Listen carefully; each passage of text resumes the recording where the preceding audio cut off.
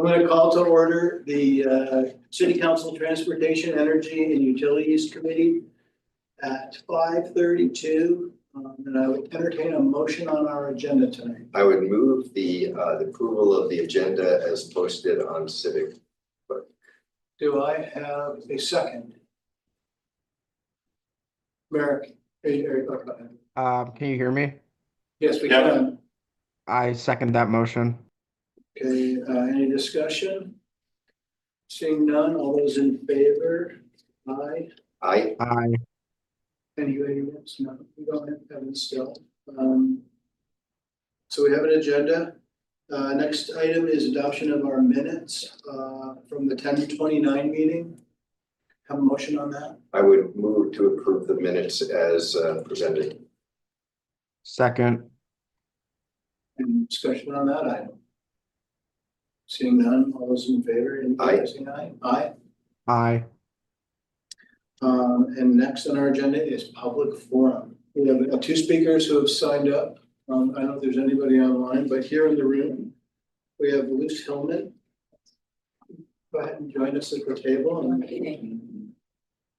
I know at one of the earlier meetings regarding Bureau and also the alternative benchmarking ordinance that BED's proposed, we are working with BED to try to take a look at what to deal with, especially our buildings that aren't meeting. Do we do condition assessments? So there's more conversation happening there so that we can hopefully come up with a solution to work towards documenting what we have and how to take out improvements. We have, as you may know, a central district energy plant that has steam heat, and we also have chilled water cooling. And our steam heat serves around 74 buildings on campus. Our chilled water is about 26 buildings. And so we have been also doing some geothermal test wells. We've done two, one over at South Campus by Athletic Complex, one over at the Trinity Campus. We're doing a third one kind of in the Jeffords parking lot area as you pull off into UVM. We've been sharing that data with UVMMC, even though we're a different institution. We're trying to figure out how to share resources here, try to look at what we should be doing for our energy master plan. We have hired Arm of Engineering. They're in December. They're going to give us their energy master plan, decarbonization plan for the campus. They've been working on it for about a year. So we want to understand what should we be looking at. What's the biggest return on investment? We're also looking at, we have our central plant, that's a challenge because these are very large boilers that we use natural gas, and number two, boilers are back up when they are curtailed. But we're looking at some of our hubs like Trinity Campus, looking at a hub there. Athletic Complex is another big energy hub that we're looking at that maybe we can separate out, use geothermal, use some kind of, trying to think of how we can do that. So just kind of, I know Jean had asked for a little bit of what are we doing. We are definitely looking at all this. We're very concerned and want to reduce our greenhouse gas emissions.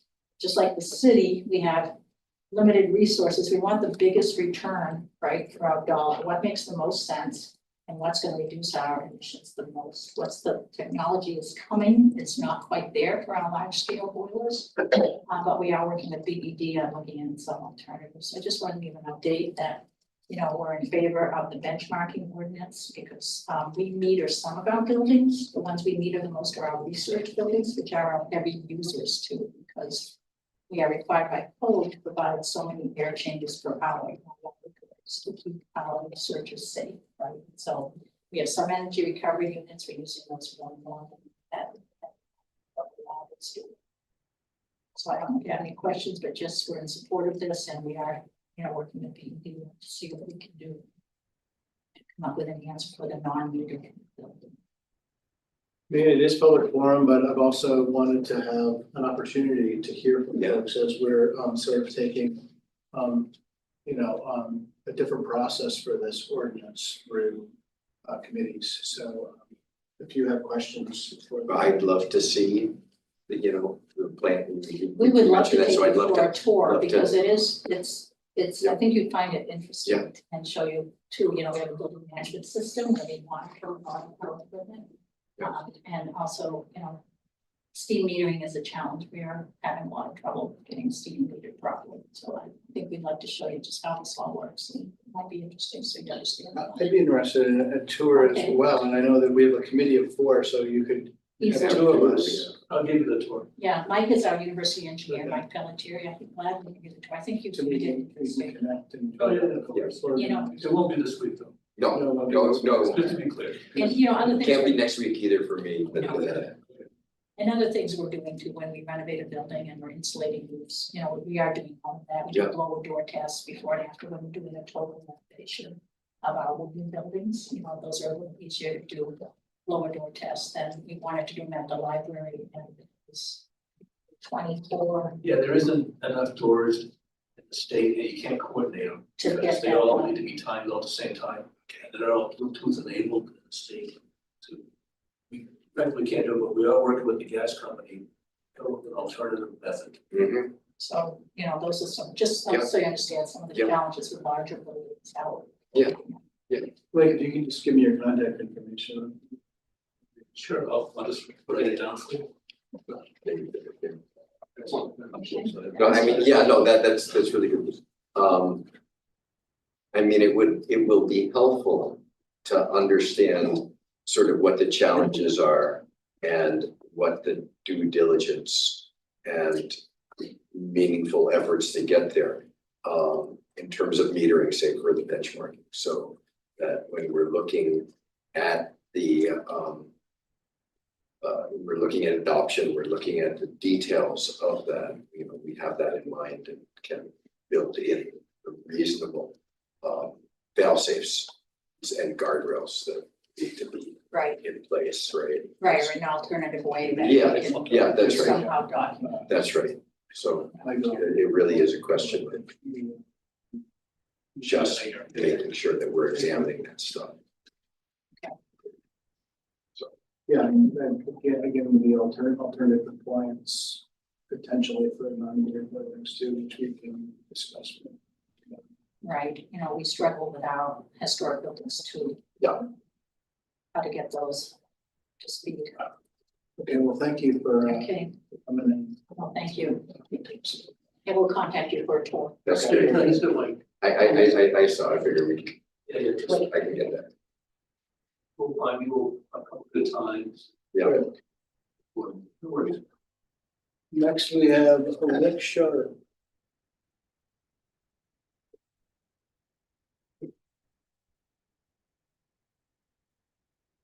Rick Sharp, my wife Ruth and I run Burlington Segways and electric bikes in downtown Burlington on Main Street. And I'm going here to complain about the bird bike situation. We've rented e-bikes out of our shop for the last 9 years, I think it is, and run Segway tours there. 2 years ago, we got into running the cell phone, smartphone activated bikes down on the waterfront. We paid the city 10% on course revenues for that spot on Howard Street. Last year, I think it was $27,000 we took in there. This year it'll be 46. So the city benefits from our being there. We were very disappointed in what happened with Bird this last summer. They used a little loophole in the way that you guys adopted the MOU last year to assume that they had the right to have 8 bikes down there all the time. So what they did was they parked 8 of their bikes, 4, 6, 8 bikes in front of Echo. A lot of times they were tied to the Echo bike rack. They don't pay for their own bike racks because they just leave them everywhere. Okay, they were in direct competition with our bikes. They probably took $10,000 out of our pocket. We were down there all summer long swapping batteries. We watched what went on, and a lot of times people would take the Bird bikes rather than taking our bikes. The whole purpose of their system is a point-to-point system. It was they were not to be competing with the summer tourist market, which is what we are in, and the other bike shops in local motion. We're in the summer tourist market. That's where we rent most of our bikes too. They were not supposed to be competing there. They're supposed to be providing a point-to-point system. Instead, what happens is their bikes all gravitate down to the waterfront. During the eclipse, they had 16 bikes down there, and those were not used for a point-to-point system. Those were used for cruising bike path back and forth. So we believe that their leave the bike anywhere system is not for Burlington. should not go on. A lot of people thought those were our bikes because they look like our bikes, so we got complaints all summer long, probably a couple of dozen. There was a woman that complained about a bike being left to the sidewalk. She had to go out in the street in a wheelchair. We had complaints from Windjammer saying that they left a lot of bikes up there. And there was a guy down at Neil, I forget what his last name was, talked about how to move the bikes out of the way all the time. They're very heavy and very difficult to move. I just think this, if you take a look around right now, you'll see most of the bird bikes that you see around are going to be flopped over and they have graffiti on them. Because no one has any respect for their bikes. Okay? Our bikes go out, a lot of them go out to Causeway, come back. They all have to be back at the same rack every night. They're not left helter-skelter all over the place. One of the bird bikes was on top of the roof at the skate park for 2 weeks because it took 3 or 4 guys to get up there to get that bike down. So heavy. There were other bikes left in trees, all kinds of things. So they're not managing the system correctly.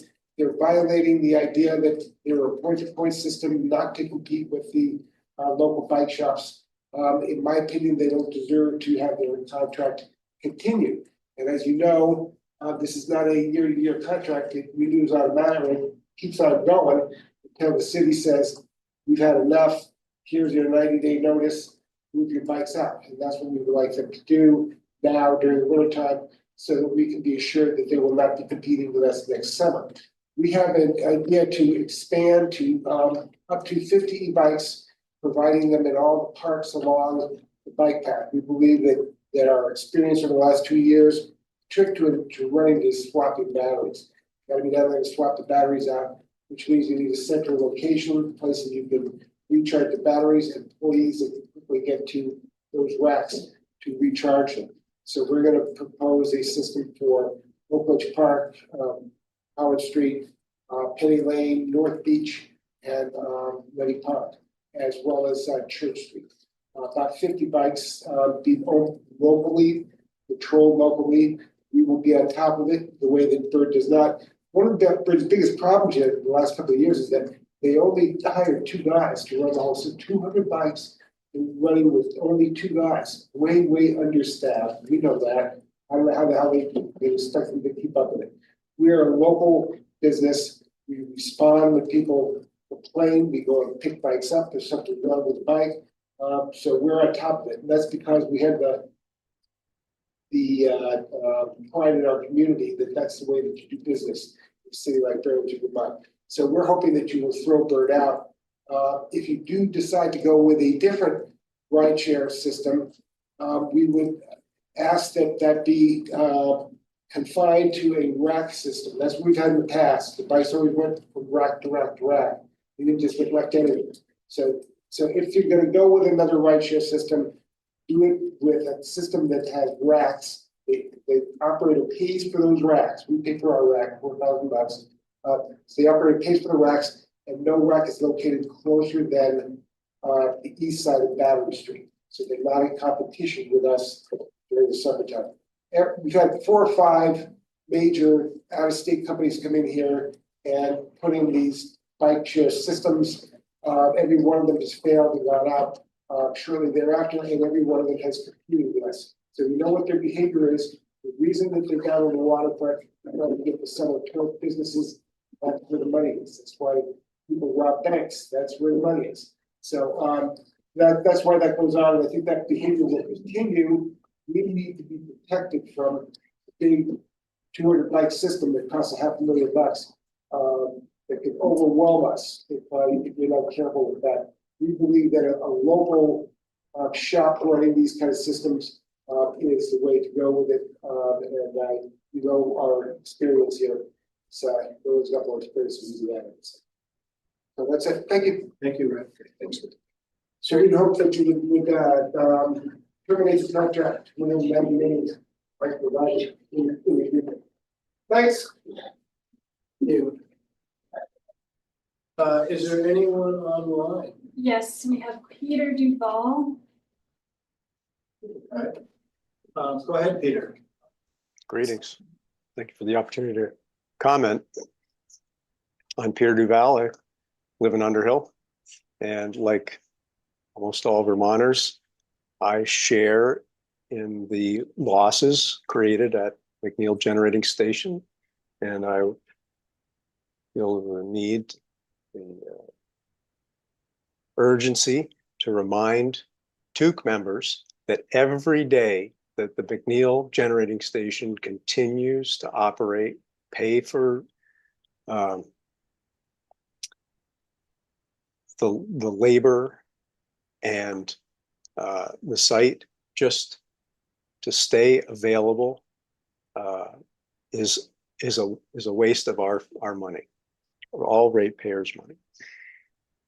And this will be revealed at the Public Utility Commission in the integrated resource process, the case that's before the PUC now.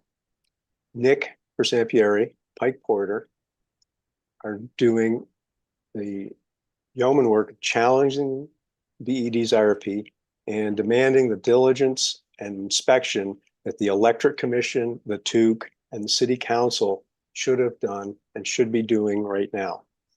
Every Vermonter should be outraged at the BED and Public Service Department maneuver to escape the PUC with dismissal motions. Please do your job in overseeing Burlington Electric Department and tell BED to withdraw its dismissal and protection motions in the IRP case that is before the PUC. Thank you very much. Thank you, Peter. And if there's no one else, I'll go ahead and close public comment and move on our public forum and move on to our deliberative agenda. And the first item is a Great Streets Lighting Assembly update. Thanks. Yes, that's me. Hello, Julie Orsatti, Public Works Engineer. We have Laura Wheelock online too. So as you know, we have Great Street standards for downtown that dictate the different materials and streetscape amenities that we use throughout the downtown to have a consistent character. A major component of that is the lighting that's used. So the Great Streets lighting is pretty different from what we use throughout the rest of the town, which is the Cobra heads that are kind of more spotty and a little bit more oriented towards drivers. Downtown, we have lower hung lighting, so it's more at the pedestrian level. It's a much more even experience. So rather than having hot spots where it's light and dark again, it's consistently lit throughout the street. So that's what we're installing on our Great Street Main Street project. That's what we have planned for the Bikeshare project, and that's also what is on the 2 blocks of St. Paul Street that was rebuilt as a Great Street. So we have been pursuing federal funds to pay for these Great Streets projects, whereas in the past we've been funding them through local TIP dollars. And one of the requirements of using the federal funding is complying with the Buy America, Build America requirements. So the lighting vendor that we've been using called BlueMec, they meet the Buy America part, but not the Build America part. So there is another vendor named in the Great Street Standards called Spring City. They comply with both Build America and Buy America. And BED has been working with them to work out the spec for the same Great Street fixture that is used on St. Paul Street. So what they found in that kind of analysis is that the globe that is part of the Great Streets fixture causes too much glare. It exceeds the IES, the Illuminating Engineering Society standards that BED has to follow. And they were struggling with that before we had to kind of reevaluate the lighting grades because of the vendor issue. But that kind of put us a little bit over the edge of rethinking if that was the right fixture to use. So what we're proposing is to use the same fixture that you've seen in Great Streets. It just doesn't have that bottom kind of acorn globe. And BED wants to have one consistent light pole downtown, light pole assembly downtown. They do plan to eventually replace what's on St. Paul Street with the same fixture that doesn't have the globe. It does fit with the aesthetic of other lights in our downtown. We have the Shepherd's Crook one that has the same kind of skirt with no globe. We have the same proposed fixture actually right on the waterfront. It's the overhung bracket with no globe at the bottom. So it's the same exact thing that we're proposing to use. So the motion also includes allowing the Burlington Electric Commission to approve these kinds of changes in the future that are really safety updates for best practices and meeting standards. We did not set a clear path for updating the grade street standards when they were adopted. So the motion in the memo both has the two approving and recommending that council approves this new light fixture, and that for future safety best practice updates to the light fixtures specifically, that the Burlington Electric Commission can make that update to the grade street standards. Thank you, Julia. Questions? America, do you have any questions? No, I mean, the picture. If you're just looking at the figure 2, that square on the bottom of the, see? Yep. That's just what it's gonna be, sort of a box, and then we'll go straight down so that, This is just a dimension. I see. So those are the same kind of skirt and I forget what that upper part is called. But this portion is the same portion, that portion, it's just not having this. Okay, I got it now. Thank you. I had a question about how many of the teardrop ones are deployed in the demo. They're just on in St. Paul, Bird Street. Yes, I don't know the number off the top of my It's head. not like hundreds, right? I would, something like 12, Okay. be my best guess, Laura might know. It's probably like 26 because there's doubles at the corner, but it didn't go all the way to Maple. Like it's only half of that intersection, so. And this wouldn't be to replace those right now, it would replace them as they wear out or? Eventually, yeah, over time. Okay. Yeah. Go ahead, Merrick. Thank you. So this is just like a wording question about the motion. What in this specific instance, what defines a best practice update? to- Something that meets the latest standards. So BED per their lighting policy right now uses the Illuminating Engineering Society's standards for street lighting. So that would be the best practice. All right, thank you. In that regard, we approved the grade street standards a while ago. Where are they like located? On our website, Okay, so they're on the website. And have we defined best practices or safety updates in those? I don't think so. It would seem, and I think that Merrick's question was a really good one, but it leads then to the fact that we should probably have that aspect of the standards defined so that it's just clear, it's right out there, it's not a moving target, so to speak. I don't know that, I don't think that we have to do it tonight, and I'm supportive of this as written, but I do think that that would be a very important little adjustment. So would we include it for the council packet? We can put it on the sheet that lists the lighting standard. We definitely reference it as it relates to the other transportation standards, referring to federal highway, V-Trans standards. I know that those are in there.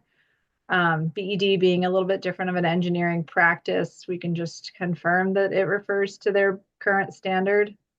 But that is also something that is set by their commission, which is the body that they report directly back to for their performance. So I don't know. We'll work on what that wording looks like. Yeah, I think that would be advisable. prepared to offer I a would be motion? prepared to move the requested action that is found in the memo from Julia and Laura dated November 26th this year. Without rereading it, it's posted on Civic Clerk. Second. Any further discussion? Seeing none, all those in favor indicate by saying aye. Aye. Aye. Aye. Passes unanimously. Thank you. Thank you. Next, we have a Bikeshare 2024 Bikeshare review. Not sure who's leading on this. Great, I will open up and turn to CAPMA here.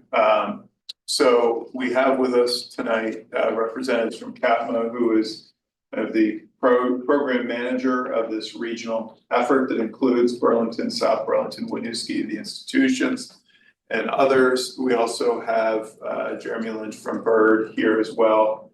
There was a performance report and a presentation that they will go over shortly.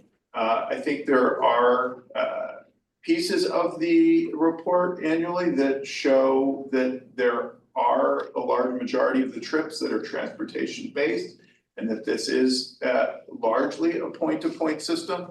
I will say, and you'll hear from the presenter soon, the performance of the system in terms of number of rides was not where any of us had hoped. We did lose some ground.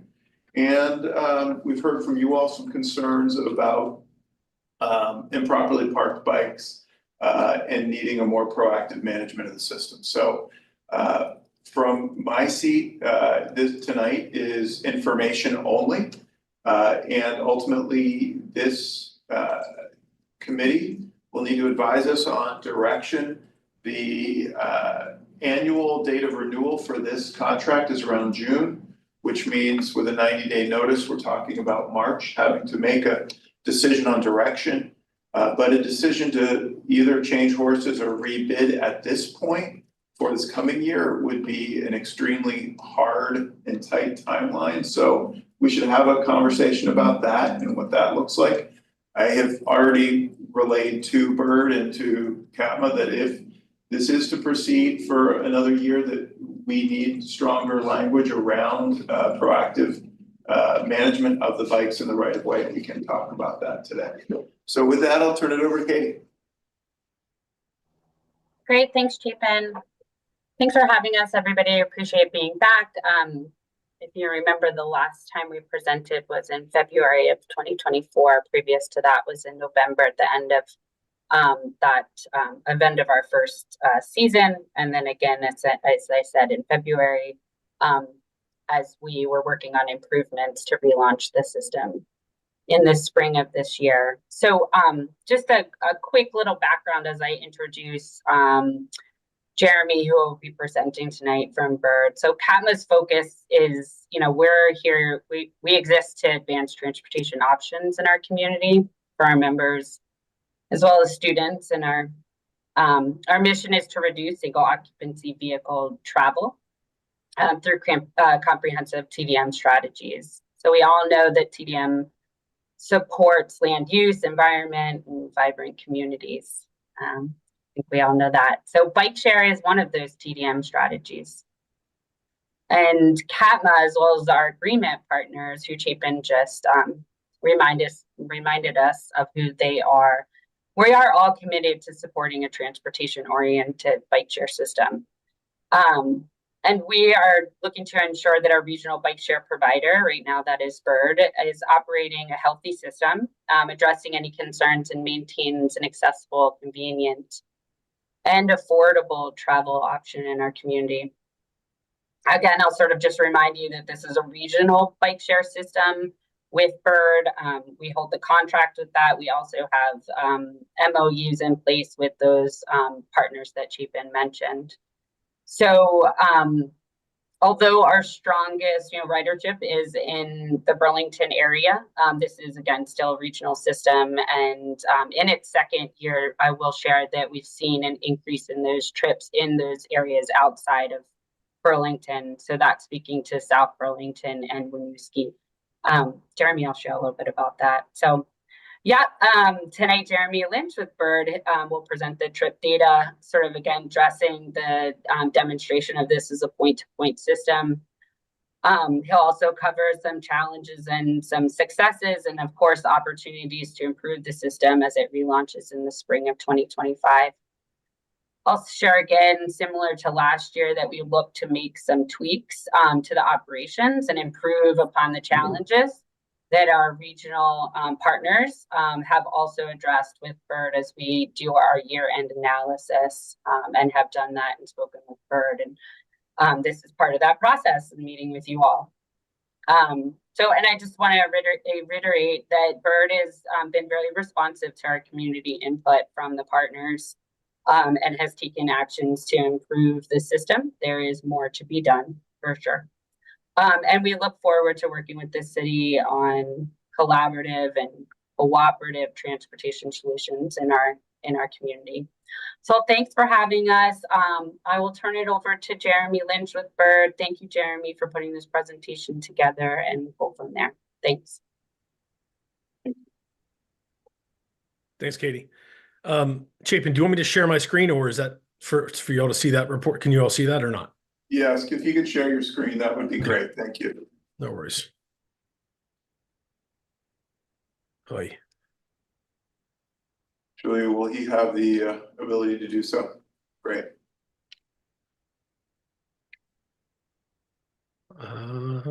Allow. We good? Yep, we see the notes or the small boxes on the left, the preview pane, so we don't, it's not in full presentation. Got And it. so, could I just ask, this has not been posted on, this is different than the material provided. It's dated November 15th. Is that Different correct? than the memo, but the presentation is posted today, so it is on. You did not see the presentation. I saw the memo earlier. Yeah, Then when I came here, I saw a Bird Bikeshare report FY 25. It says provided by CATMA November 15th, 2024. Is there a third one? Yeah, I got Oh, it. well, there you go. Okay, thank you. Oh, good. Yes. Excellent. Well, thanks everybody. I'll try to run through this as quickly as possible. I know there's a lot of questions, and your time is valuable as well. So like Chapin had said, yeah, the rides were down from last year, and there's a good reason for that. We lost an FM the beginning of August. That's one of our fleet managers. And by losing that fleet manager, we lost probably 70 to 80 bikes, which is the correlation on the number of deployed, looking at the rides you're going to get. So from August, September, and October, we were down 47% year over year. That number would have been well above 23,000 or 24,000, probably would have been closer to 30,000 if we had those bikes back in the fleet, but we didn't. We talked to Kevin about it and muscled through with what we had left, and Rob was able to finish out the year with it. Minutes per ride, all pretty much the same as it's gone through, about 10 to 11 minutes per ride. One of the big differences is in the summer, although ridership isn't as high when school's in session, they're average around 12 minutes per ride. So clearly a lot of people riding longer periods of time. When the school's in session, those drop down to about 9 minutes per ride, which gives you an idea of the amount of rides that happen on the university campuses, a lot quicker, which is, again, one of the things that we always like to point out. That's meaning they're purpose-driven rides. People are riding to and from different areas. So it's not just if it were joyriding or just around to fool about, there'd be 15 to 20 minute rides. Those rides have all come down. And so during the school year, that clearly shows that the students are using them. If it's around 9 minutes, that's for sure. The average miles per ride is around 1.28 for this year, pretty much similar to last year. You can see that the average bikes deployed per day on average was about 160 last year. This year it was really between about 165 and 175 was that number through into as we got into August. But again, when Casey left, that dropped it by half. So we were running at 96.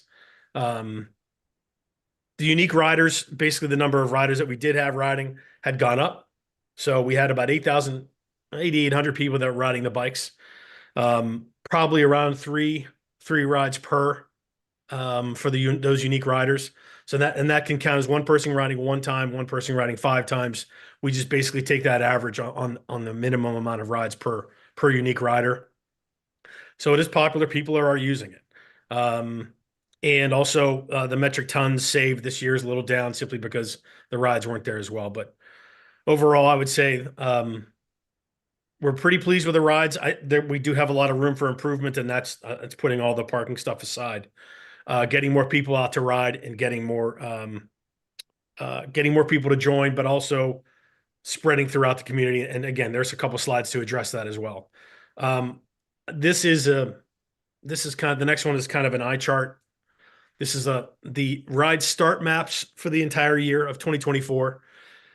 I can provide Chapin and Julia and anybody else a better version of this. So you can actually go into this website and see this whole map on one screen and kind of put the ride starts and ride ends on it. So you have a better idea of what that looks like. It's kind of tough to pull this off via presentation, but there is a large swath and large spread of rides happen throughout the community. A lot happened in Winooski, a lot more than we had last year.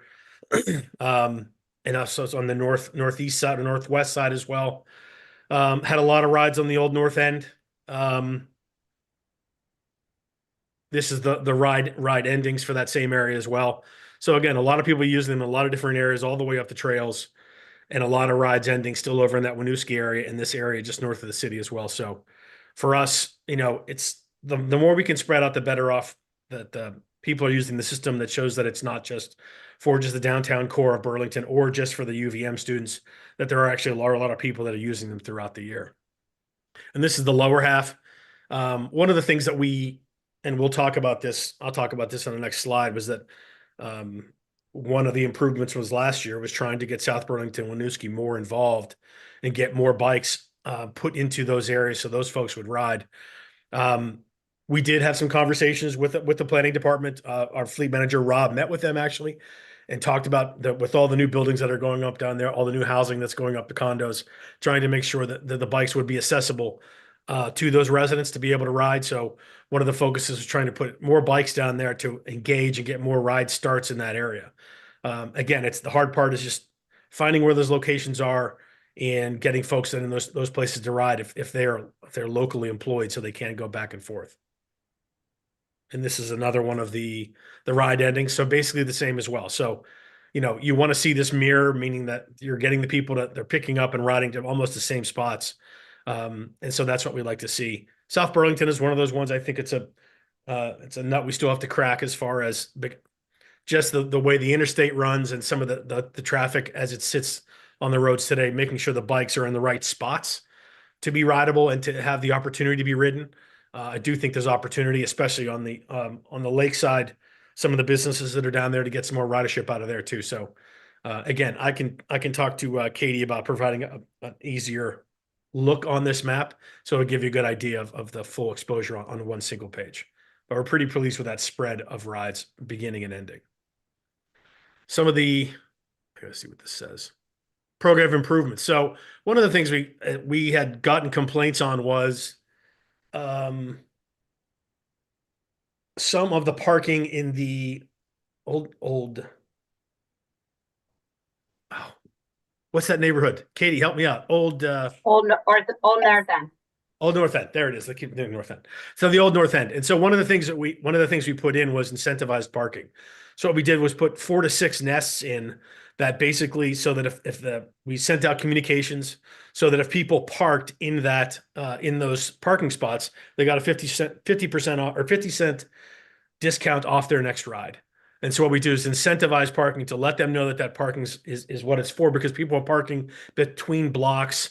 And what we did, we set those up in specific areas And we had the FM go out and scout those spots to make sure they were at the beginning and ending of streets and not in the middle. So that if someone we incentivize them to park at either end and walk if that's where they were headed to, but making sure those bikes are parked in certain spaces. We found it to be pretty successful, and one of the ones we need to institute more of in a lot of other areas of town. So the incentivized parking piece we thought worked very well in that particular location. A couple of the other things that we did at the beginning of the year were sending out warning emails and fines to those riders that either they had been blocking accessibility and or it could be a variety of anything that was the problem. We sent them warning emails. The second offense was a fine, and the third offense was a larger fine, and the fourth offense was removal. We only really had to fine people the first time, and I think we got up to about 10 people before that was. We really never had anybody go past that. So the warning emails did their job, but again, it's one of those things we can get better on, and making sure that we're addressing those problem riders and helping them so they don't spoil it for everybody. So one of the things we also track is when through community mode, it's one of the ways that people get in touch with us if a scooter or a bike is damaged or if it's parked out of position or whatever it may be, is that it's prompted through that communication in the app. So we can tell if they say blocking access or it's on private property. And our response time for those is the majority of those is between 30 minutes and 12 hours. The 12 hours is the top end. 30 minutes is like they were in the neighborhood right around the corner. They got it done. We have to bring that 12, and that's more or less, and you had talked about, Chapin, some opportunities about parking, instituting an SLA. So there is a particular time period by which something has to be moved, things of that nature. We do that in a lot of other markets with other vehicles. So that's something that we need to improve as far as that 12-hour time, to push that back down to like a 3 or 4 hour time period if we can, something that's better. And so for us, that's the fact that we got to them is great. We need to improve on getting them faster than what we have been. And community mode reports. So last year between August and November, community mode reports for blocking accessibility and or on private property, there were 72 notices specific about that. We were down to 24 year over year on that same time frame. So it has gotten a little better, but again, it's not perfect, and there's a lot of warts we need to take care of and a lot of things we need to improve upon. And from what I heard earlier, yeah, I agree. We need to do better, and that's one of the things we're looking to do. The messaging improvement has helped. Community mode, like I said, people are accessing that and using that. Thank goodness Valerie's also been a helpful hand to us when people call in and use that system. The Vermont 311 system as well has worked well for people getting in touch with us about having to move the vehicles. As far as bike availability, yep.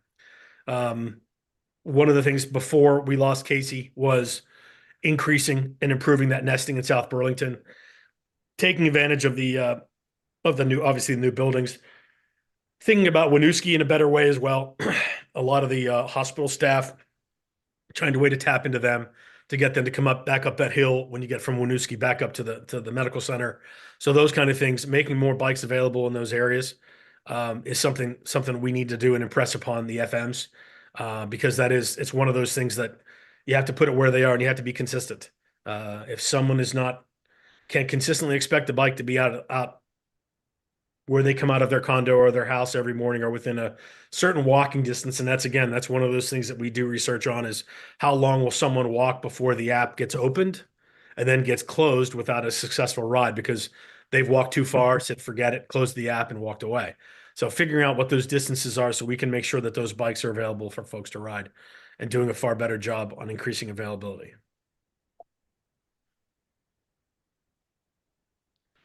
Nope, one up. There it is. So the program improvement opportunities. So the biggest one is, so we did lose Casey, and actually Rob left as well. So we lost both fleet managers, and we're currently interviewing to replace those fleet managers. One of the things that we're going to require is that they have to have a staff of at least 2 on an hourly basis, so that they're able to help us within the community as far as being able to have more people out and about.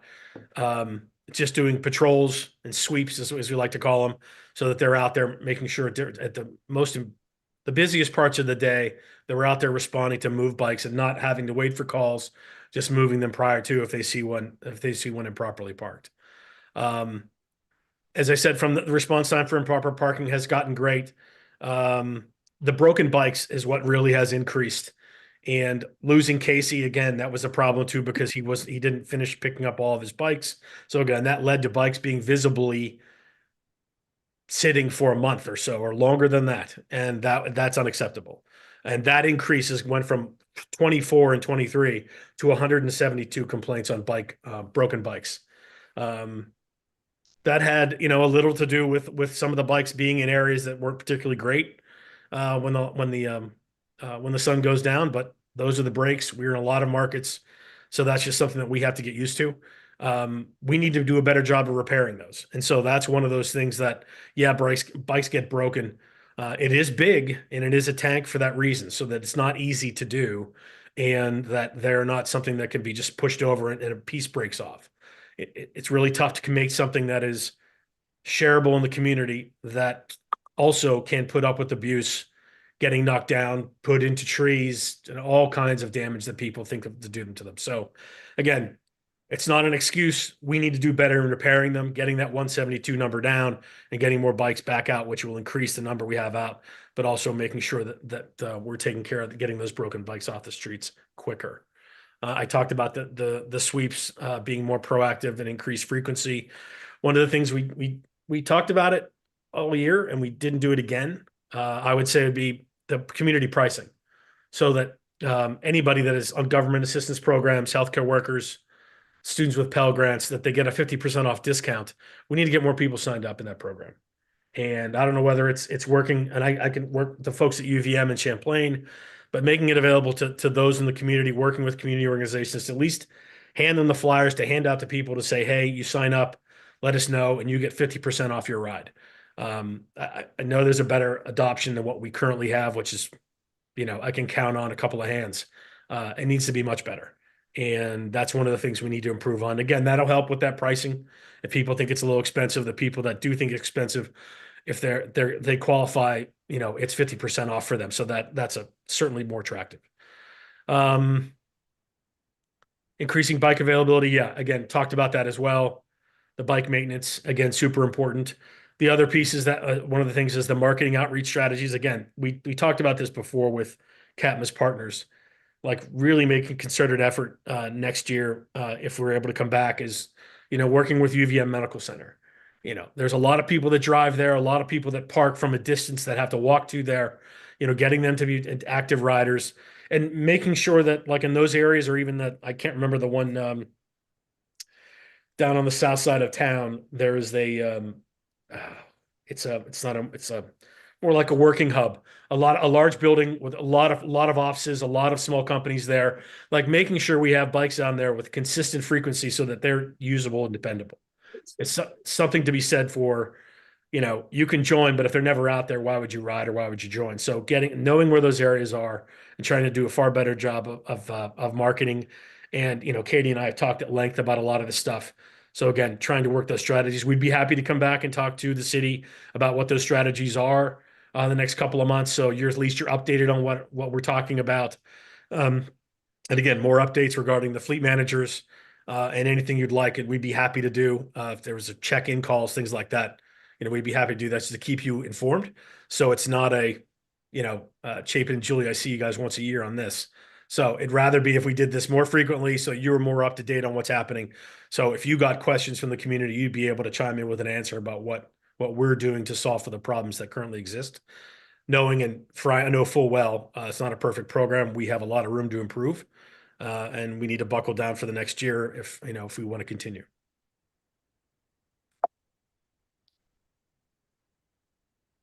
So the winter plan, the fleet is currently being pulled. I think there are probably less than 10 to 15 bikes out on the street right now. The messaging is going out tomorrow about the bikes being gone for hibernation. What happens is they get shut, the brains get shut down. And what we're doing is actually we're taking all the bikes back to our repair location in New York. I'm going to repair the bikes there with a lot of other folks because obviously there's no one up there that's going to be able to repair those bikes. We're taking them down to New York to repair them, get the fleet ready. And so that's the winter plan. The spring relaunch, obviously, hired those new FMs. And set those requirements that we had before that we talked about, I talked about, that we didn't have prior. Make sure that that's understood. Obviously, the program adjustments, the number of bikes. We talked about the number being above 200, and the difference in deployments and the number of bikes that are out is the number of rides per bike. If we increase some of the things I talked about, we can get above 200 bikes. Right now, I didn't think 175 bikes was a good number. It worked well. It was around one ride per bike per day, which is something that we look for. It seemed to be the right number of bikes. I worry about too many ending up in certain areas, and it's just hard to contain. I think that's a good number. I don't think I think we could do a better job of dispersing that fleet. Again, UVM's a big number for the spring, or for the fall and the spring. They do use them a lot, and I think if we were able to disperse them in South Burlington and Winooski a little better and work with some of the Catmus partners, I think we can increase the ridership. And if we ever got over 200, it would be around that number. I think that's a good number for the market. And so that's happy to have a discussion on that one as well. Also with, working with the FMs, obviously, one of those things is making sure we increase those sweeps and repairs. But also, as I mentioned earlier, Chapin, is that the SLA, happy to talk about that and making sure that there was some accountability on bikes being left out and what that meant. And so happy to take that on as well. And that's it. Thanks, Jeremy. Questions from the committee? I'm writing some things down here if you want to ask Merrick before. Merrick, do you want to go first, or do you want me to? Sure. Thank you for the presentation. I'll start by saying that I am a sporadic bird bike user. I think it is important that we do have a bike share program here in Burlington, especially in the face of potential cuts to public transit service. Folks need a way to get around. Not everyone can afford an e-bike. Our city is full of hills. I live on a hill myself, Maple Street. It's not a great time to go up, even with a conventional bike. It's for me, it's even hard with an e-bike, but it definitely helps. And just, yeah, in general, I commute without a car to and from UVM, down to South Burlington, across the city. Bird bikes being available is helpful, even if I am a sporadic user. And for questions, I was wondering about the incentives to rack or nesting the Parking bird incentive, bikes. sure. Yeah. Could that, I know you talked about the Old North End program that's been successful for you guys. Has that been expanded at all in Burlington? And have you considered expanding it to places like the college campuses or at the beginning and end of those hills that we have on our east-west corridors in Burlington? We definitely would be open to expanding it for sure. The campus really haven't gotten a lot of issues, haven't had very many issues at all from campus this year regarding parking and problem parkings. But we would certainly be open to any areas that would be helpful, whether they be incentivizing people to park at the bottom of a hill or at the top, whatever that may be, to make that transition easier. We would do that, and a lot of times it's more or less some of the downtown locations that are helpful, or neighborhood locations where we try to avoid, like I was talking about in North End, between blocks is kind of tough. You can't park that in a place where it's not going to get into someone's way. So we were being less reactive. We were being reactive instead of proactive. So we would certainly take all the suggestions and definitely consider a lot more in the community.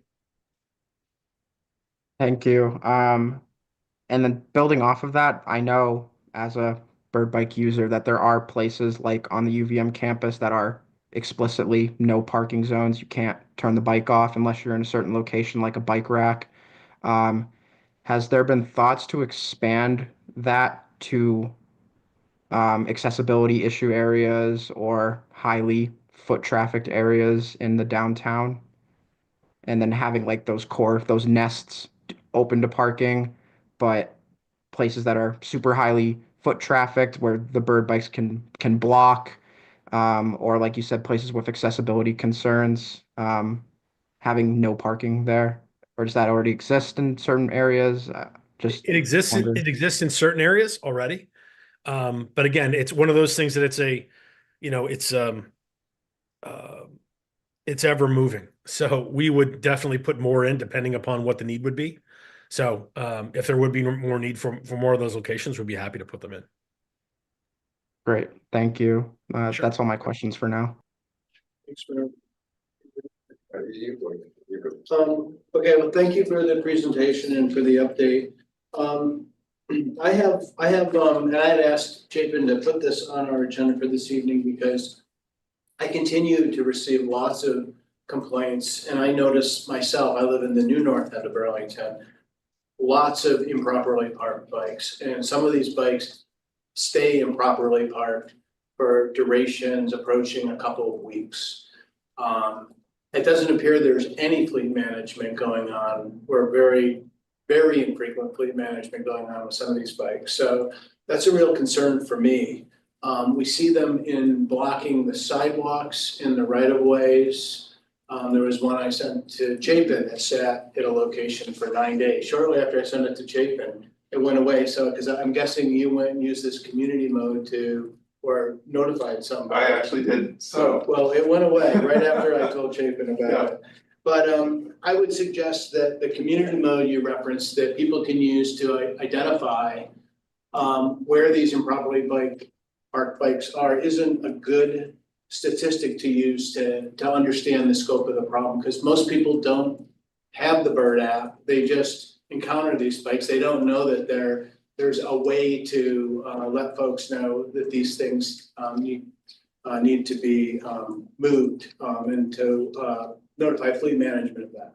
So that's my thing. It's a real ongoing problem. It's something I know was raised the last time you were with us. And if anything, I would say it's gotten worse, not better, at least in certain parts of town. Definitely, and maybe not in the central downtown area, or I see a lot of in your heat map where a lot of the activity is.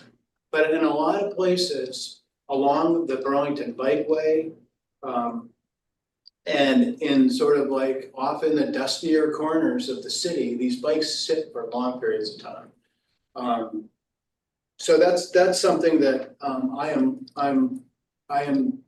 think that whatever happens, that would have to change in order for it to continue in the community. I hear about fleet management. It seems to me that you can geolocate the bikes, so that I would hope that if you saw that it was sitting there, you could just go get it. That doesn't appear to be part of the sweep protocol. At least maybe it's because you don't have the fleet managers, but I think you need more fleet managers than you've been operating with to date. And I don't know how that affects your business model or not, but we need a lot more proactive fleet management in this system. So that's one thing. The other thing is I am sensitive to the competition that this point-to-point bike sharing system has with our local bike shops, who are in hopefully a different market segment, the summer recreation business. And I'm wondering if there is a way we could better deconflict these two different sort of market segments.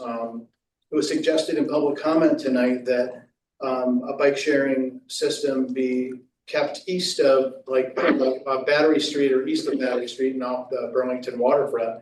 And I was wondering if you would be open to a change like that, or or to limit the better limit the number of bikes that are down competing with businesses who are paying the city to locate their bikes there and to be accessible to summer recreation users. So we need to explore a way, if Bird is to continue, to deconflict those two market segments better.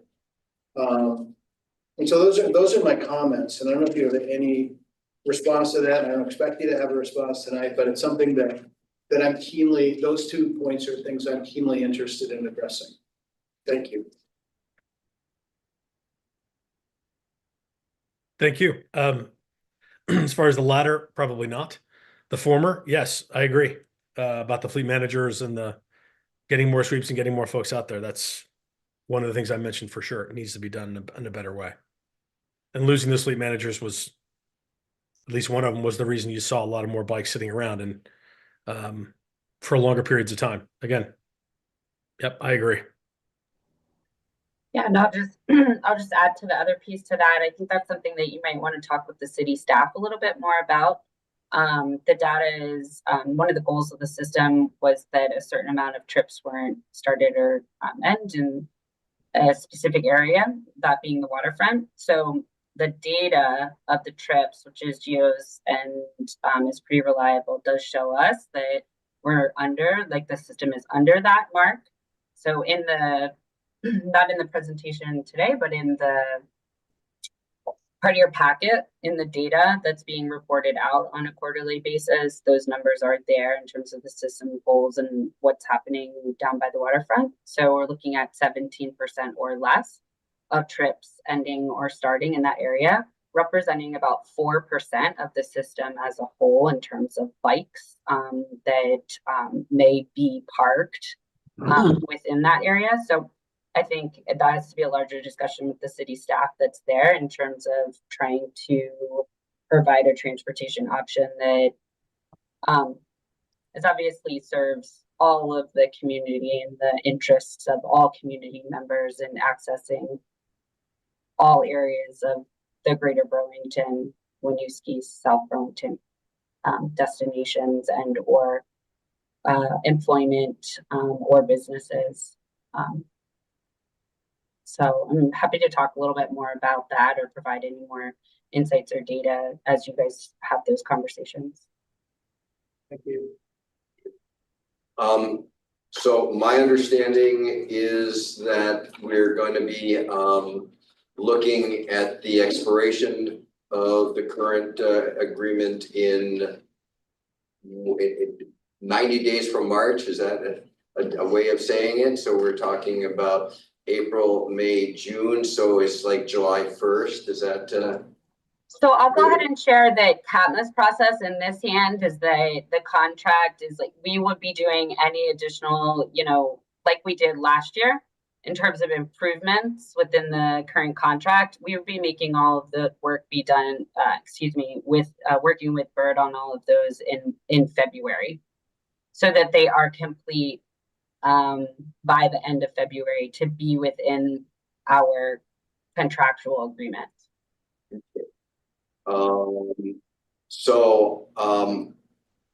That is a fair, but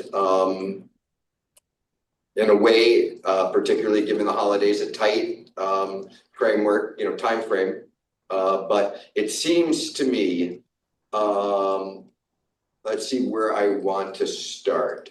Well, let's start. Let me ask in terms of the agreement that we have, because I don't have it in front of me. Is there a requirement for fleet managers, for a number of fleet managers in that agreement? In terms of per bike or the amount of bikes? What I hear is that there were an insufficient number. I hear that there was an insufficient number of employees beyond the fleet managers. Let me just state without, asking, I think that that's essential for us to change in the contract. I am not in favor of trusting without verification. So therefore, I want this stuff, now that we've had the period of time in a contract. And safeguards regarding that, and I'm not sure what they are, but you know, like the data that you provided shows that the system that we have failed from August or whenever that date in August to, you know, however many more months. And we cannot, I mean, I believe that it failed for all of us on all of our accounts because we hadn't built in the safeguards. And then when we do, then we have to be prepared to activate those safeguards, to enforce those safeguards, however you want to call that. So I will be interested, I am interested in there being a sufficient number of managers, a sufficient number of employees that are working for them, and what we do if we fall below that, because it's just no good the way that it is. When I looked at the waterfront numbers, and I saw in the memo, you've got in July it was 17%, in August it was 14%, in September, which it was 7%, but clearly, you know, September numbers relate to the big drop off. So I think that number is an outlier that we should look at as part of the systemic problems with the system. But I know that we've talked about 80%. I don't know whether that 80%, a goal of the system is that 80% or more trips need to be other than round trip waterfront trips. I don't know that that's an appropriate number. When I looked at the heat map that was presented, and I totally appreciate that, there are a significant number of trips that are on the waterfront. And when I think about the waterfront, I think about it as more than just waterfront park. I mean, people are going up and down, they're going to the causeway, they're going to the south end. So I'm not sure that 80% figure makes sense, considering what I am interested in, which is a community wealth building approach to economic development, and that includes transportation. So I would be interested in conversations related to what I've characterized as waterfront limits.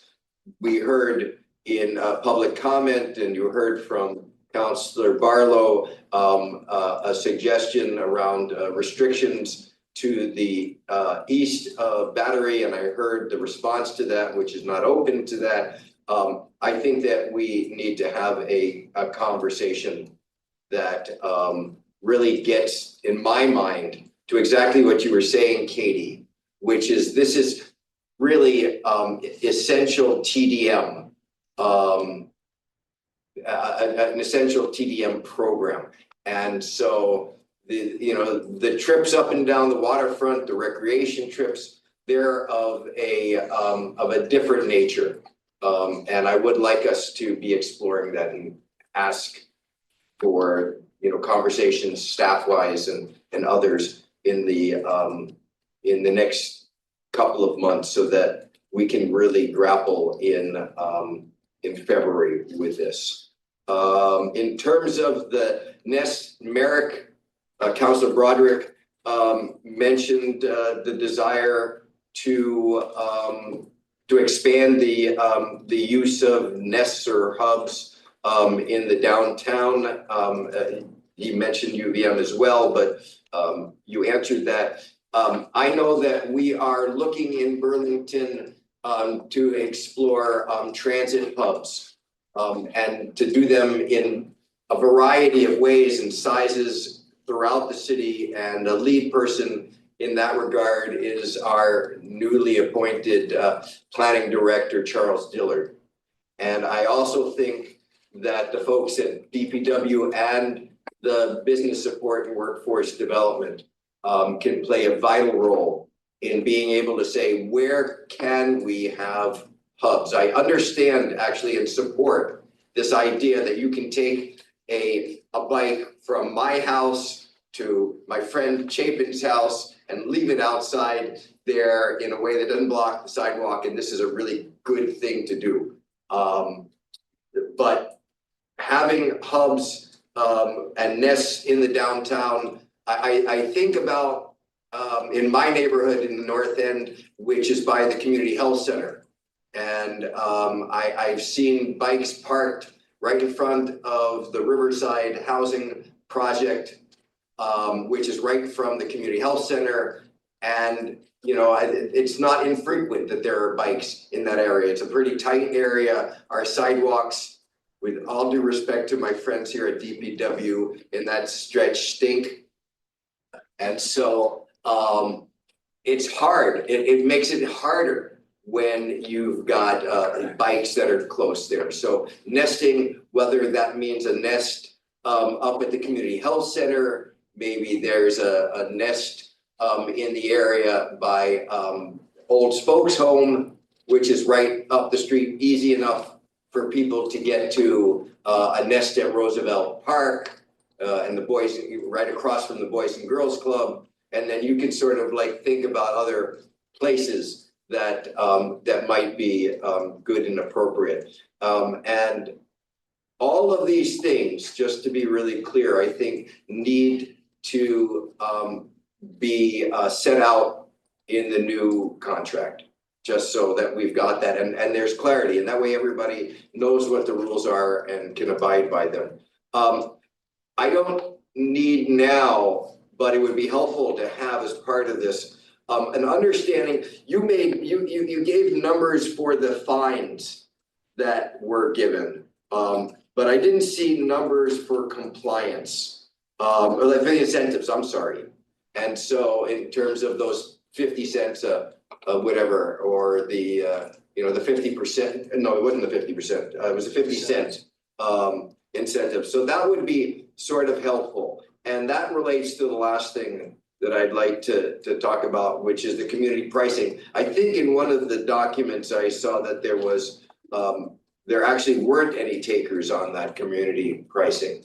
And you mentioned that that you're not satisfied with that. And so I think that there are organizations like the Community Action Agency, the CVOEO, Local Motion, an assortment of other community organizations that are linked to Food Shelf. People are linked to the populations, to people who are in need. The Champlain Housing Trust and the Burlington Housing Authority, and there are lots of young people and including families with kids that are living in those houses and having partnerships with them. That's a little harder to put down in a contract. It may be more aspirational, but I do think that particularly if there can be some outreach between now and January, that there may be some things that we can just have embedded. And I guess that I have exhausted the list of things that I have down. So thank you. Thanks, Gene. So you've heard a lot of feedback from us tonight. I'm not sure what next steps the committee would like. Right, given that we are looking to have negotiations tied up by late February, as Katie outlined, probably makes sense to have a work session either December or January on what Bird and Kaplan are prepared to kind of embed in the contract, and then get your feedback as to whether that is sufficient for you all to proceed, so that we're not waiting till the 11th hour. Katie, how does that sound? Does it make, thank you, Chapin. Does it make sense that actually so in terms of this work session, that two Garden City staff like come first, like outside of what we've taken in from your comments and questions, is to actually provide written outline or documentation to us on what you're looking for? We've got the idea here, but I think that would be really helpful for CATMA and the resources that we expense on this work. That would be extremely supportive in moving this along and having those conversations collectively with Bird and with you all. Yeah, I think staff, I can work with Julia, who's Val's taking notes remotely. So with the notes and with my notes, we can get you an itemized list of what we heard tonight. Yeah, that would be great. And then I'm happy to, say that we look at, in terms of next steps from there, Chapin, you let me know sort of, is there something that we want to be prepared with in December to work with you guys on, or is it January after the holidays the right time? Those dates and times are very, very helpful for us to achieve those. So I would just say, I think that you have got a lot of detail from the three counselors here to go back on. Yeah. These are contract negotiations. I'm always happy to have conversations in public and collaboratively in that. I would like a quote unquote work session to be done in executive session. Because it's about our position on that and laying it out. So, looking at it like any other contract negotiations where, you're trying to get meetings of the minds, you're trying to get an understanding of the other side's position and provide it with yours, and then us going back and altering or accepting contract positions on that and then proceeding. And I'm not sure, Katie and CATMA is, whose side are they on? They're in their own. I didn't hear you. I'm sorry. Did you ask me a question? Curious, you're negotiating. Are we playing three-dimensional chess here? Are we playing, does CATMA have an independent position that we need to be clear about? That's going to be very helpful for us to understand. Great. Yeah, we are, we have our own goals as the Transportation Management Association, working with partners in our community to bring transit-oriented options to our members. You kind of know the spiel there. So we also represent our members and the other partners on the agreement. So I think whatever is going to come out of here, which is great, I think we're very aligned. The city and the city staff here in CATMA met on Monday, and I think we are aligned on a lot of things. And we gave our opinions from a professional perspective on what a system shouldn't look like. So anyways, we do have our partners to also, bring into this fold as well. And to understand, what needs to be addressed in moving forward with the contract in February. I think we should put an executive session on our agenda for our next meeting. And then we could go over a list that we could collaboratively compile between them. I don't know if we do that ahead of us sharing something with CATMA and Bird, or we would. I would like that. Yeah. Great. And then we proceed from there. That sounds good. So let's plan on that for December then. And then at the end of the meeting tonight, we'll need to set up the December meeting date, as I don't believe we set that last month. And given the holidays, we're gonna have to get a special meeting. It's Christmas Eve. We can meet on Christmas Eve. I'm a Jewish Unitarian. It's like I don't get Christmas. Okay, well, yes, Great. we'll do that. Thank you so much for coming tonight, and engaging us in this, because it's definitely something we gotta work through. So- Yeah, and I'll speak really quickly, Jean, to your mention about Charles Dillard and the TDM Auction study. So CAPMA's been really involved as a stakeholder in that group. So, and if we just read through the latest draft, and so there's a lot of collaboration and coordination with CAPMA. And one of those things is those potential multimodal transportation hubs, which I think that a grant may have been approved to do some of that work initiation. So but the first things first is sort of the TDM ordinance side of things and getting that, in the right spot. And I think, and anyways, there's a lot of great moving pieces with the city. And I think we really, really look forward to building upon the transportation options to meet the needs and goals of the community, especially out of the TDM space. Great. It seems to me that this is an opportunity to advance this on the ground there and show that these hubs can be helpful, meaningful, and possible and scalable, depending on where they are. Yeah.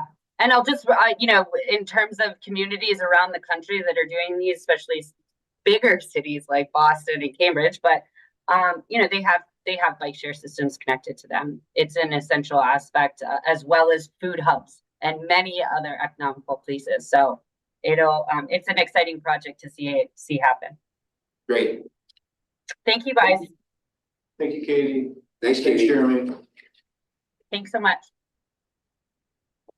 Next on our agenda is a water resources rate impact and affordability program discussion. I'm wondering, because we are behind now, do we need 30 minutes for this?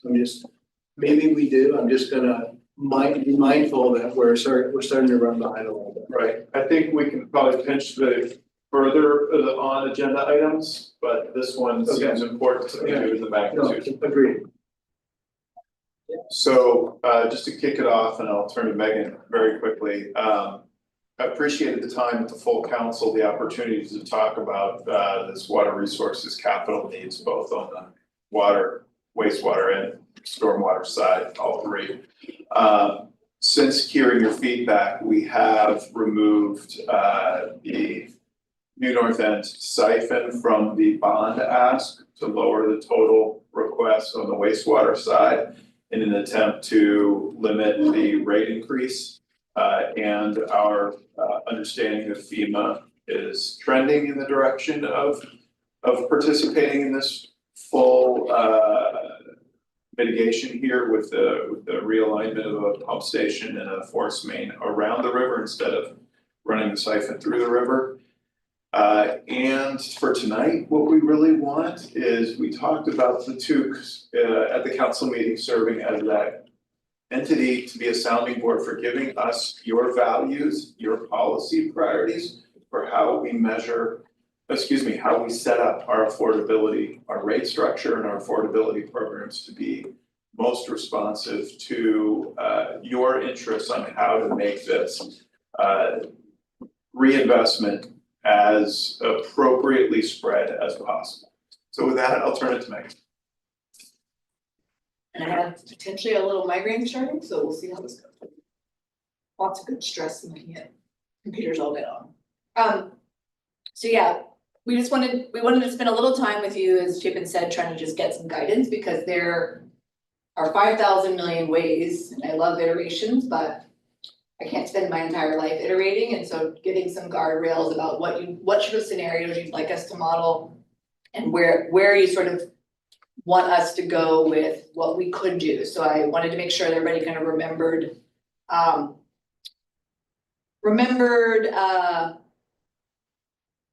enough about our existing rates so that you would understand the valves and the wheels that we could turn. Some of the questions that just kind of pop up in my head, and as I was preparing to talk to you tonight, is, to me, it's very important to provide the context of sort of our project costs and our rate history, right? And why we are where we are, and where we could have been had things been done differently.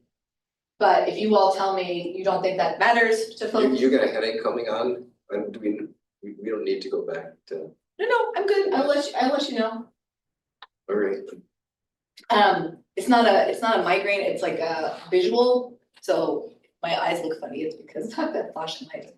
So my question is like, is that context important? Because it's important to me from like a policy perspective, but if we don't want to spend more time on that, we don't have to.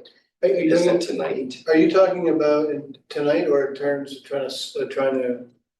No, these are just questions for consideration that I want you, as we step through, I want you to think about whether those things matter, or is that an item in the communication with the public that we should drop?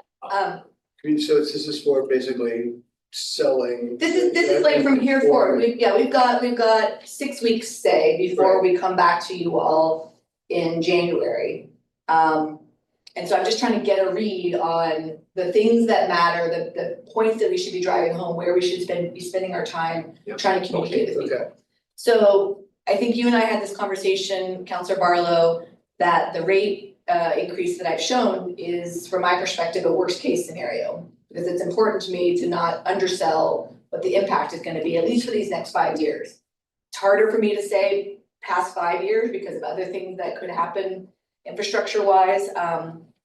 But is it best to, you know, from your perspective, to convey the worst case or to convey a range of bill impacts? The problem with the range of bill impacts, right, you show a range and people hope and want and desire that we end on the low end, and I can't guarantee that. So I think one of the things I want to talk about tonight is, even if our rates, even with rate increases, are considered what the industry considers affordable, does that matter to the community, right? So there's lots of data out there, and I will show you the data about why, even with the rate increases, based on how EPA looks at things, our rates are fine. But there's other ways of looking at it. Rate policy questions. Do we want all ratepayers to feel the same impact? We made a decision in 2021, at least on the water side, that we wanted to keep life water and residential water, which we can really only do for three customer classes. To make that cheap or cheaper. We have the opportunity to do a similar thing on the sewer side. But that will mean, and I have an example here of showing you what it will do to, say, the commercial class, or even the multi-family unit, multi-family property type. Do we want the rates to look different? Do we want institutions to pay more?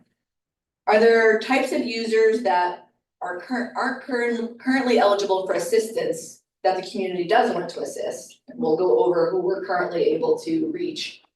And is the community willing to pay more to subsidize those groups?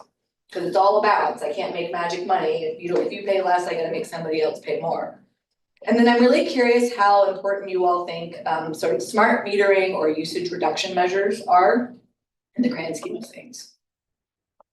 So, you know, I can't remember if I showed this to the council or not. These are some of the contextual pieces that they are important, at least when I think about it.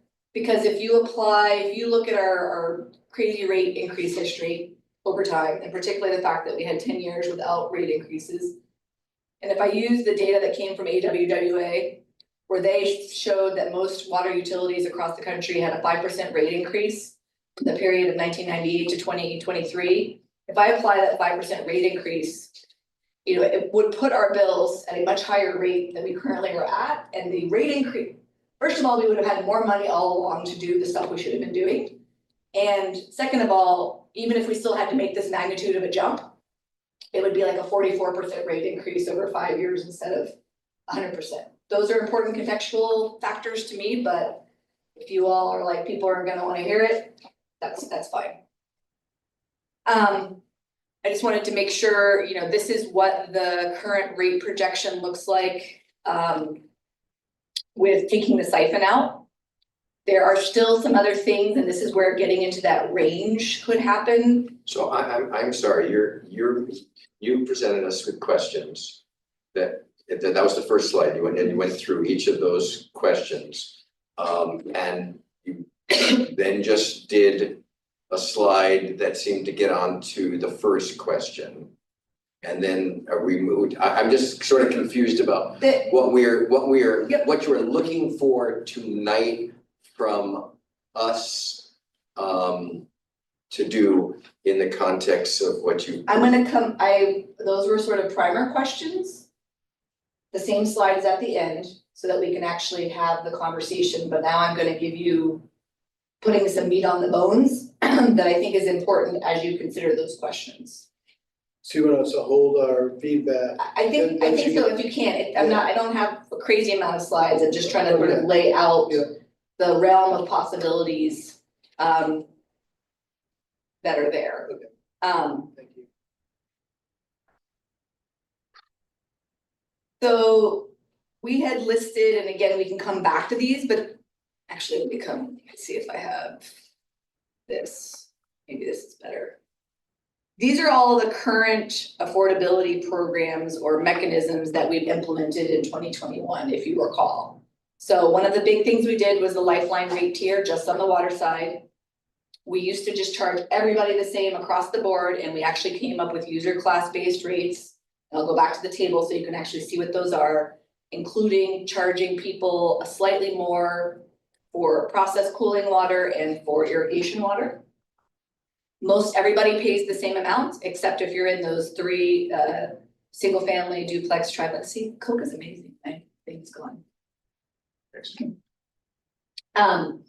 On the true affordability, like discount side, we basically waive the fixed fee, and when we get to the table, you'll see that for folks who are low income, and we define low income as if you qualify for some other federal or state program, like LIHEAP, so 200% of federal poverty limit or 50% of HUD AMI, and you give us the letter that shows that you qualify, then we give you this discount. We also give it to folks who are 65 or over and show us proof of their age, and attest that if without this program, they would not be able to pay their bill. And we also offer this, although nobody has come in, to nonprofit housing organizations. This is our current enrollment numbers. Some of this is the fact that there's not a ton of people who are low income that are in property types where we're able to directly offer them this assistance, because you need to be in a single family, you need to be in a singly metered property. If you compare it to BED, who is able to reach, because they meter units and rental units in particular, they have about 762 energy assistance program customers. Now, we have at least gotten a little smart, and we've worked with BED that if somebody qualifies on their side and checks a box that says they can share information, then we get notification, hey, this person qualified under BED, and we can take a look at them and see if they're eligible for a discount. We also have a number of rebates. So once we did all of this is what our current rate table looks like. So on the top part, because it's a lot compared to the old days, those are the fixed fees. So depending on your meter size, you get a base fee every single month, no matter what amount of water you use or sewer you use. The main thing down here is the tier. So that first tranche of water, the 400 cubic feet, which is the median usage, and we've checked and updated and made sure it's still the median usage, and is very inexpensive. Right now in sewer, we don't treat those tranches differently. And then you'll see that everybody else, multifamily residential, mixed use residential, commercial, city, are all the same. And then your irrigation folks are paying a lot. And your processed water, we charge them more than regular water because it's not life water, but we felt that it was more essential because of cooling and whatnot, like more related to health and safety than, irrigation water. Over here is your stormwater fees. So single family, duplex, triplex, they pay a flat fee. Everybody else, we directly measure their impervious surface and we charge them based on that. The stormwater fee is what makes it a little hard, Councilor Barlow, to come up with different tables for rate impacts. Because like the percent increase, the percent increase on the water and the sewer should be the same, but depending on what proportion of their bill their stormwater is, it can then change their overall total percent increase, because you and I had had a conversation about how we were going to sort of individually let people know what their impacts might be under these, under the bond. Where are the breweries? Pardon? Where are the breweries? So they would get charged the same amount, but then they get a surcharge based on their biological oxygen demand, so we calculate that, and that is, we're working on updating that, because I think it's overdue. The other piece, which is going to affect largely commercial, multifamily, residential, just in the first year of the FY 26 through FY 30, is this private fire base charge. Because we did it over a 5-year phase-in, and FY 26 is the last year of the phase-in. So commercial folks in that initial year are gonna see a bigger hit on their bill than they will the rest of the time, which may be, so if we start getting into conversations about, yes, we do want to charge commercial customers more, if we decide that, we might want to be careful in that first year, because they're getting sort of the last hit on that phase-in. And that's like sprinkler systems. Yeah, so if you have a direct fire protection system line into your building, yeah, or if you have fire hydrants that are outside the city right of way, because they're an additional burden on our system. So I just want to make sure everybody remembered this, because it is part of kind of what makes it complicated to have these conversations. Let me just see. I wanted to go after that. So so the customer, this was helpful to me to understand, because when we look at the next slide, one of the metrics is the LQI, the lowest quartile of the income. We are currently helping people at that 200% of federal poverty limit. And those are the incomes that are associated. So it varies with, which I forgot, that it varies with your family size or your household size. And I didn't get the table for the 50% of HUD AMI, but it's roughly the same, though it's slightly more than the 200% federal poverty limit for family sizes between 1, 2, and 3, and then it's down. So one of the things that's interesting is that there's been this longstanding industry standard, and I'm not saying that that is what we need to apply in Burlington, but the industry standard from EPA is that it should be okay for communities to spend up to 4%, 4 to 4.5%. If you factor in stormwater, people have bumped it up to 4.5% of the median household income. There's lots of discussion about that. Where did they come up with that? But that has been the standard when people have had to negotiate with EPA on getting longer timeframes for consent decrees and so on and so forth. So it's a longstanding history. And when you look, even with our rate increases, when you look at this yellow line, which is the percent of median household income that those bills represent, based on the EPA definition, we don't have a glaring problem, which is different than people experiencing the magnitude of the change. One of the interesting things that is important to know about this data is with the model that we have, it takes the census data from 2022 and it does escalate it out. Our consultant acknowledged that those escalators are not as big for people who are at the LQI, because it's traditionally, if you're already not making much, your ability to sort of increase your income over time is less than somebody at the MHI, or at least that's what the data support. But we do see that we do need to keep an eye on that LQI population, right? And again, this is at the 400 CCF mark. If you have a person who is, well, even if you're a median household income, even if you're a crazy water user, you're not approaching that sort of industry standard, which was interesting.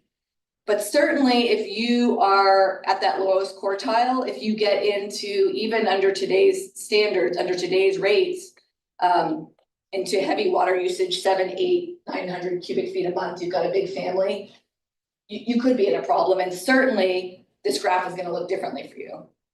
What else does this graph tell us? It certainly says we need to keep an eye on them, and we would technically be okay not intervening, but we certainly would want to have something in place by, say, 2030. And we are certainly okay with intervening earlier.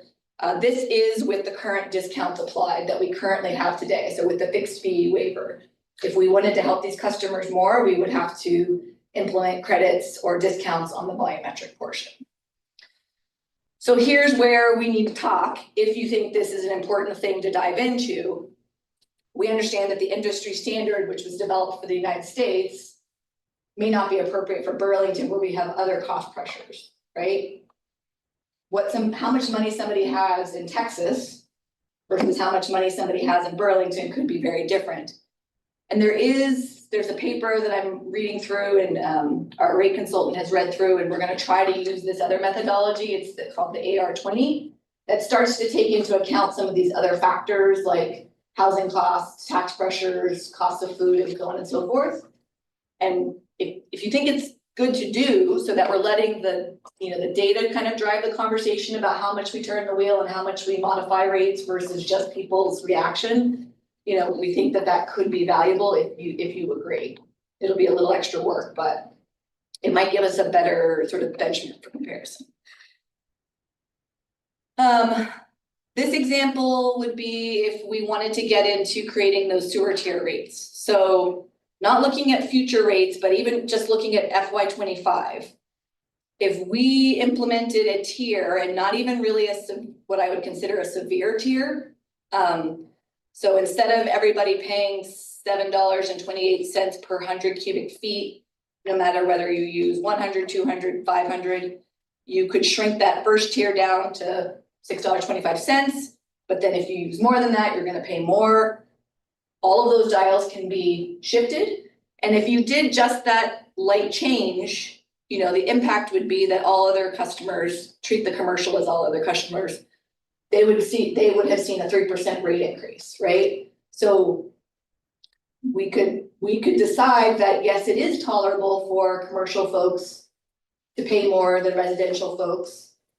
But you all could tell me, we don't want to see more than a 2% difference for them, right? So that we're not unfairly burdening them, and we're not pushing water users out of town, because if they leave town, that will affect the overall model of demand and usage, and then somebody's gonna have to make it up. This was kind of answering your question, Councilor Barlow, about how we might be able to help people understand, particularly the commercial folks, their bill impacts. I will say that we did just have our billing customer care group just lost a really key person. So I'm a little nervous about even being able to do this, but when we last did our major rate overhaul, we allowed people to fill out a form. We would then fill it out and return it back to them to tell them exactly what their new rates or their expected rate would be.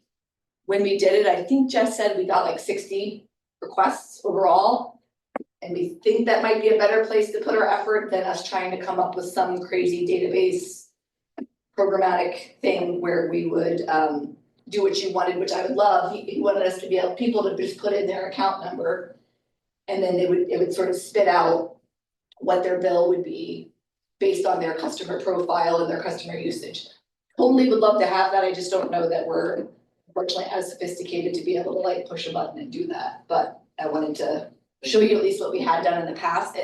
This one should be easier because we're not changing so much about the overall bill, but it would still be a bit of work. I'm trying to think if there's anything else. Oh, these are sort of when we've thought about the menu of things that we could do. We've already actually looked at this one, which is right now we don't discount the stormwater fee, and we can do that very easily without minimal, like infinitesimal impact on the rest of the customer. So we've kind of already factored that in. If needed, if you wanted us, and particularly as we do these other affordability metrics and we come up with something other than 4.5, we could adjust the volumetric portion. We finally connected with Seattle Public Utilities, and hopefully just sent out a doodle poll over the next 2 weeks. We're going to be meeting with them together with BED to figure out if the model that they have about getting money sort of to renters, but via the electric bill, could be a possibility for us. Really excited about that. Right, we have the number from BED. of how many people they are assisting, and we could calculate approximately what we think the impact would be to us, just even based on their current numbers. We have thought about, and certainly before I started looking at the affordability metric data, we had been thinking about trying to expand eligibility of our discount program to other income levels. I don't know that it's warranted, but we'll see how this other affordability metric turns out. It's not warranted by the data. I'm not saying it's not warranted by what people are experiencing at their house. But it is going to increase the rates for anybody who does not qualify. The bigger we make that program, the more the other customers are gonna have to bear the burden. The other pieces, and that kind of gets back to my last slide, there are various things we can do to help people reduce their volume, but all of these do have a cost. Plumbing assistance programs where we would actually contract with plumbers, have them go into people's houses, find the leaky toilets, find the leaky whatever, change things out for low flow to just help people kind of stay on top of their bill. We currently have a water sense fixture incentive, but it's only $75 and almost nobody has taken us up on that. So probably regardless of what you say, we're gonna go ahead and increase that to something in the 150 range, just hopefully increase uptake. We are on a very, very slow roll, but we could accelerate it potentially of smart metering. Smart metering would allow people to be able to go online or on their phone and immediately see what kind of their water usage is. They could get leak detections or like high usage notifications that wouldn't rely on us reading the bill once a month and then telling them.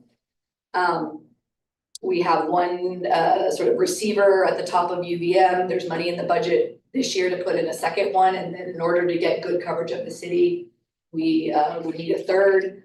We probably would want input about, do you want to help residential folks more with this program or commercial folks more? Because that would dictate where we put the next one, whether we put it in the new North End or whether we put it actually needs to go on this building, so we have to talk here, which would kind of help the South End business folks. And then long-standing on all of our lists, including Sharon Busher, is the sewer lateral replacement loan or some sort of program that helps people with those costs. So that's all I have as far as just giving you a little bit more information so that now we can maybe spend 5 or 10 minutes hearing your initial thoughts about these sorts of questions and also other questions that I didn't even think about. Well, thanks for that. I don't know if you have anything else that you didn't cover. The one thing, this isn't attached to the, We will post it. well, but it's like for us to prepare for the meeting. Yes. It's pretty dense. Yes. And so Okay. I you know, I appreciate it. I will look at it. I was actually thinking about my water bill today. I was gonna go find my Yeah. water Yeah. bill and try, and based on our conversation Yeah. about how do we communicate what the impact is, but also to how to do the analysis we need to do to say, like you asked the question, which water users should be impacted in which ways? I can't just make that up. I need to see, you need to model it at some level to see, you know, to make an informed decision about it. So I'm not prepared That's to give fine. a lot of Yeah. input tonight, but I will read this and I will continue to Yeah. give you feedback over the next few days or week. Yeah. Well, and I'm happy to either have individual meetings with you. We can also, it popped to my head today. It might be useful as you have more questions or depending as your questions sort of accumulate, having our rate guy come here, because we might even be able to have a little bit of a work session. Like if you have a couple of scenarios or like, what would it look like if blah? He could either model those in advance or kind of model them on the fly. It's a lot of how he and I was on the phone with him for 3 hours today, just trying different things. You don't have to answer now, but like, depending on how detailed you get with your question and where you might want to see different analyses. Well, I'll let it to the committee, but I do think basically the clock's ticking on the kinds of outreach that the time you have to do the outreach. So to wait until our next meeting to do a work session on thing. I don't know how that fits into your But I meant a special work session. A special work Even if session. there's that, because also you always have so many things to. perhaps we can do something virtually. It's a lot easier for us to Yeah. stand Yep. things up virtually more than trying to get everybody together. So Sure. with that said, I'll open it. Let Merrick Go ahead, Merrick. in case he wants to. Yeah, thank you for the continued updates and giving us more things to ponder on with how we need to reach out to folks and ensure that we can get this done. I agree with Councilor Barlow. I would want to look over stuff on my own time, and if I do have any questions, I will reach out. Thank you. Okay, so let me see if I can march down these questions for consideration for you on the top of my head. The answer is yes to the first one. Okay. And I think that it is essential. I think that the answer to the question, does that matter to the community? I think what matters to the community is their feeling of affordability to themselves and their family and how it's looking going forward. So to the extent to which, if that means, if that matter, I don't think that affordability by industry standards. Okay, yeah. I think it matters some, but it relates to the first piece as well. Mhm. If, you know, a person who's coming here, say they haven't participated in the historic underinvestment. They just showed up. They got Yes. no responsibility for that Mhm. at all. You know, like, why am I responsible for all you old people's decisions, right? So there's an aspect of that which is got to be taken into consideration. I do think that understanding industry standards is important, though. I you know, so Don't throw it out, but. yeah, correct. I think that it's sort of like the housing measure of affordability, 30%, right? And how you look at that in 50%. And it would actually be important in this context to understand where water fits into housing costs. You know, you've got like, people are cost burdened housing wise if they pay over 30%. Does that include water? If it doesn't include water, most people don't differentiate between that. So I on the other hand, just to go directly to this question of industry standards, I think that I think it's important for people to have a sense of what experts are thinking is a reasonable amount to do. I do think, and you said you didn't know or you didn't put in the basis by which they decided that. Nobody knows what. Nobody knows. So that's one of those things, and that's why people are revisiting it. And so I think that's a problem for, because Yes. you will have enough people say, Yes, what is the basis? yeah. Yeah, And if you can't give it an answer to it, then it totally, Yep. it weakens your credibility, Absolutely. not theirs. Okay. But that other measure that is, I guess, it is known out there where it does sort of factor in these other more localized pressures. Sounds like it could be worth for us to take a look at that as maybe a Burlington specific metric, you know, because I'm expecting it's gonna be somewhere south of 4.5. It still may not change the overall, like, we're still fine.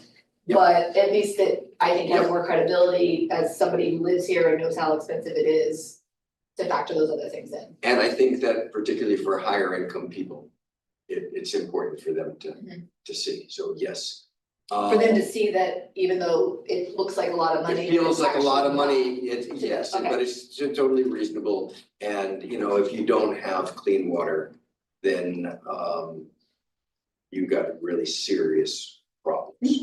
I mean, the threat of cholera is not that far off in the past. Do we want all ratepayers to feel the same impact? On one hand, yes, but it's not actually the same impact. Yes, because. They, because everybody's in a differential place, if you know what I mean. Yeah. It goes to your other question, Yeah. so I think that we want all ratepayers to have skin in the game. To know that we gotta provide for healthy drinking water and for a lake that's healthy and, you know, stormwater, you know, waste and stormwater, all that stuff. So they need to feel that they're part of it. It's not somebody else's problem. So that's the way I would look at it. Yeah, we would never give somebody just free water, yeah. I mean, we might give people Could, free yes. water, but, you know, but again, the question is one of feeling. People need to understand that we're all in this together. That includes them. Yes. It's not somebody else's problem. So, I happen to believe in doing different rates for different classes of use. And I would love for us to be able to expand beyond the poorest of the poor. I happen to be a supporter of universal programs as opposed to means tested programs. I do think what I was hearing from Mark is that more data is essential for really getting to the to what that actually means. But I do believe that there are limits, but that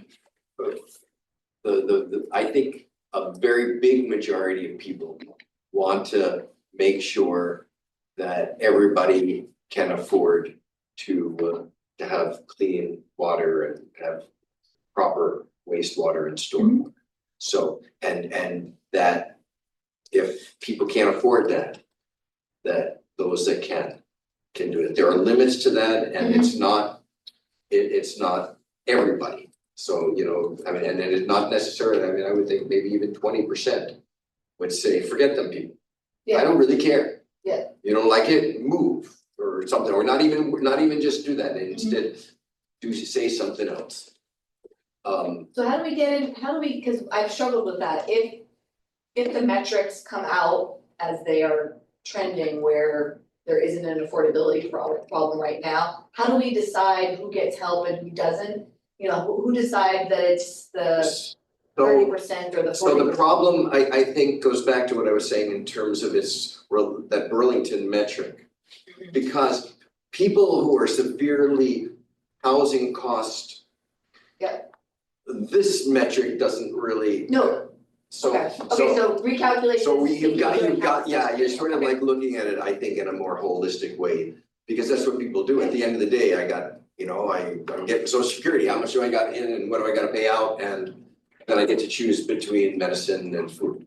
Well, and then I think if that happens and we are prepared to go that direction, if say there's some number and it says, well, anybody who makes less than, I don't know, 35% of the income tier or whatever, we should be helping them. But then what we will need is pressure to have the city stand up some sort of income verification process. Because for water to do that on their own would just increase costs for ratepayers, and we've seen that happen in Philly with their program, where the cost to run their program ended up raising everybody's rates versus relying on something, whether it's the state. I think you and I have talked about whether or not we could ever, I don't know if we have to change law, but get the renter rebate list. There's gotta be other data. Somebody else is already checking people's income. Why can't we get that data?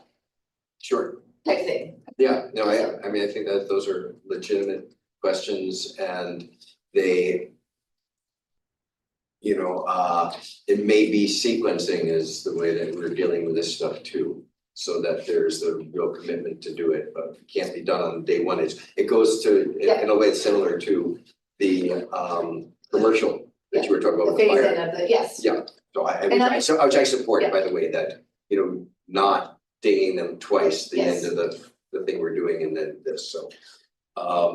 And I think that use reduction measures are really important, but for those who are doing the 400, you know, like my use is, you know, it doesn't really go anywhere. Yeah, right? as long as you're stable, I mean, particularly if we have tiers, if you stable at the 400. Yeah, I mean, I'm Pretty between, cool. I'm between 300 and 400, like Well done. always. I don't get nobody. Depends on how many paths we're having. Yeah, I don't water my. Okay, well, that was a helpful initial, like, Great. I mean, so like, in order to do the part under rate policy questions, I think I need more data. For some of the other stuff, I think context is important, but I think it needs to be expanded beyond just like, oh, our water's cheaper than the average, because there's many things like our housing costs that aren't. And so like, to Gene's point, the context is in the overall affordability matrix. You know, the fact that the water's cheaper doesn't counteract the fact that our property taxes and our education system are like on the way high end of the. right, which is not a reason to say that we can't do these investments, but it is a reason to try to come up with programs to help the folks who are, Right. like you said, to make sure they're not feeling more burdened, because obviously the lower income folks are gonna feel more burdened by this rate increase than somebody who's above the median. But it's also like, I wonder what it does, like, and then to the rate policy questions, more data is like, so like you alluded to in your presentation, maybe we, for the larger multifamily housing complexes, which might actually help our housing situation, we disincentivize those in some way by creating policy that makes it not as good. I was out in Williston yesterday and I hadn't realized how many of these like 4-story, 5-story housing complex, they have blocks and blocks and blocks of these things going on there. And so there's something about, besides the land, I would guess, that makes that an attractive place to do that. And so what are the policies that we put into effect, whether that impact the costs of doing business or doing investments in Burlington, that might disincentivize that here and make another place better? Well, it's a bigger conversation, because if we're gonna roll out impact fees, if people want me to do, because otherwise everybody's just riding on the backs of everybody who's been paying. Right, do we decide to fully discount or waive impact fees for certain types of projects, but not for other ones? And then what does the big picture look like? Because, yeah, I agree, and that's like definitely, you know, I don't disagree that we need to do these things. I just, how we spread the costs is a big question. Yeah, it is. The other thing I was wondering about, and it's not totally germane to this conversation, but it's something that I was thinking about, was that when the high school bond was done, they went off and got a second, when they said it's gonna cost X, they went off and got a second opinion to make sure their numbers were right. Because when they went out for the first bond, they were a little bit on the low side. They said we went out for 70, it was more like 90, you know? So when they went out for this $165 million bond, they went and got a second opinion that verified and corroborated the earlier estimate. So I'm wondering on certain parts of this project, I know it's multifaceted, if we were thinking about that. we are, I think, the detailed item by item, like cost review, I don't know if it can happen before March. The third party review is more the reviewing of the alternatives. And are we picking the sort of right forks in the road where we could have gone this way? We could have, in one case, picked there's like a promising technology that's been used in Europe, hasn't been used here. We were intrigued, but we decided to go this way. So we are having somebody look at those sort of high level decisions.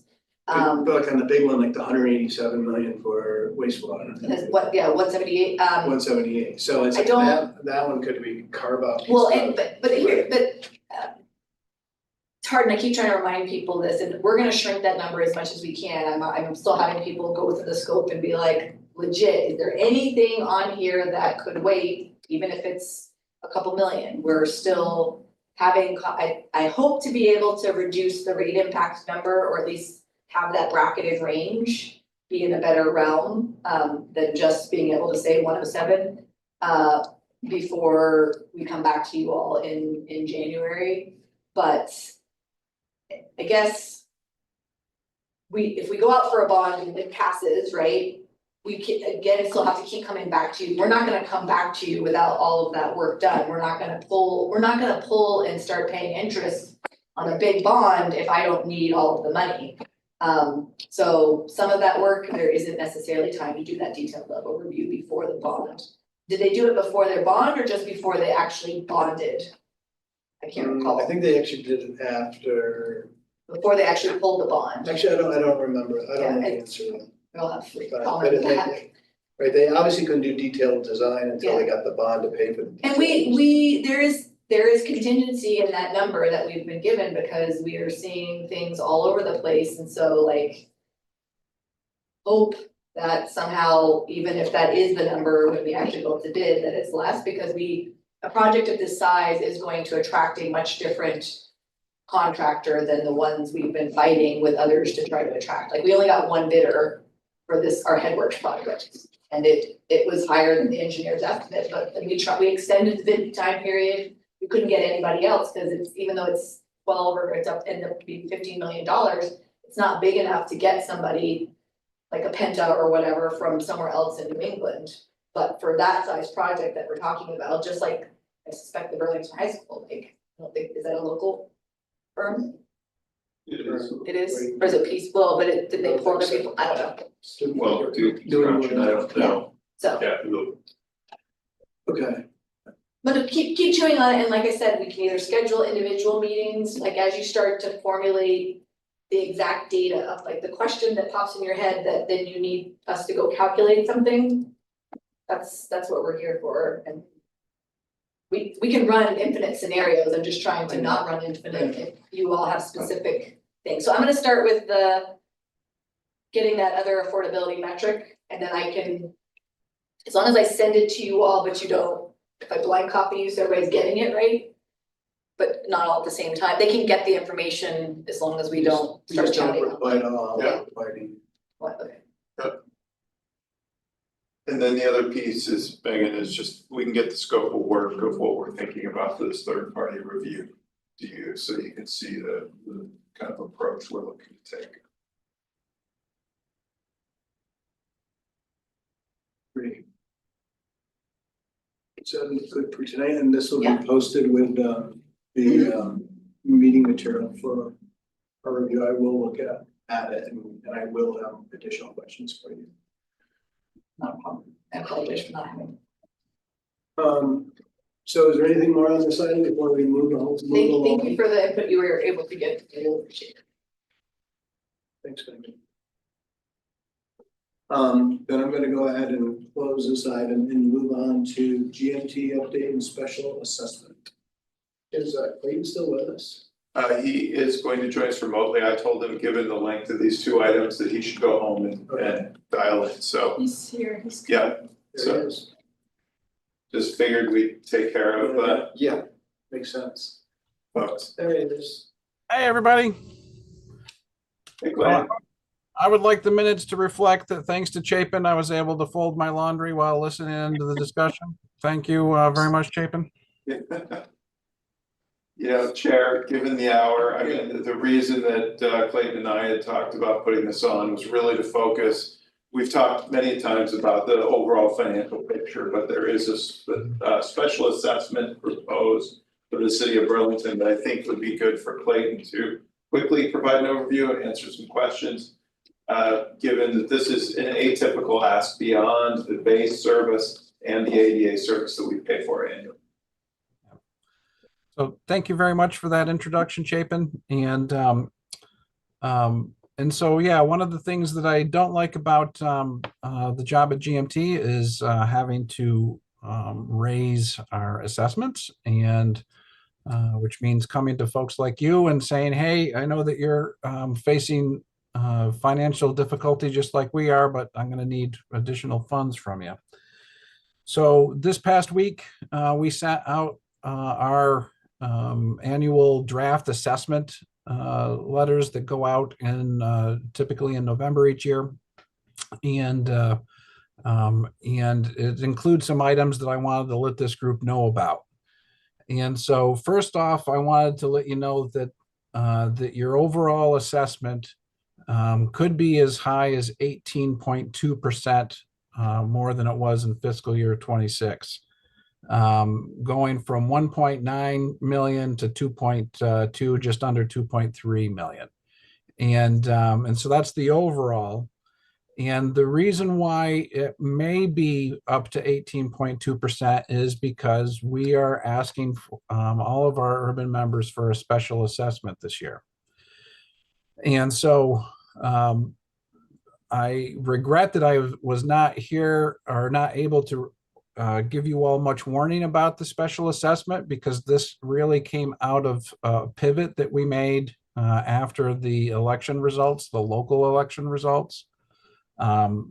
We were going to be pursuing a path at the State House next year that would look at a new fee that would be the primary source of revenue for not just GMT, but all transit providers.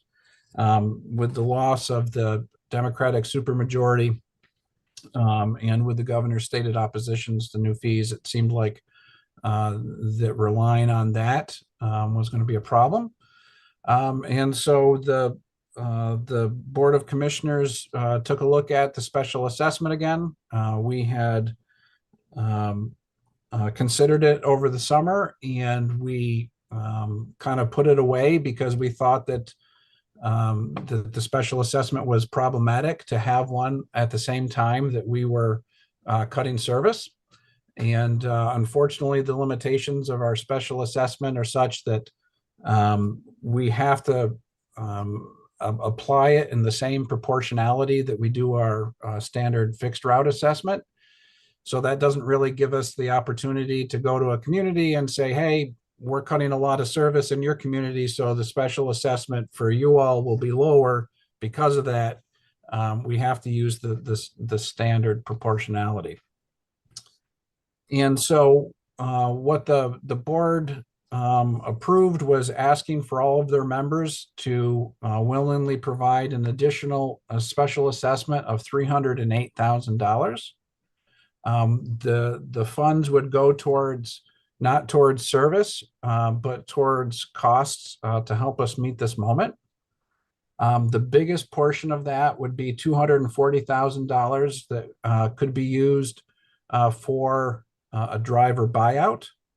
In the event that we do have to reduce our workforce, we would much rather have a buyout than a layoff.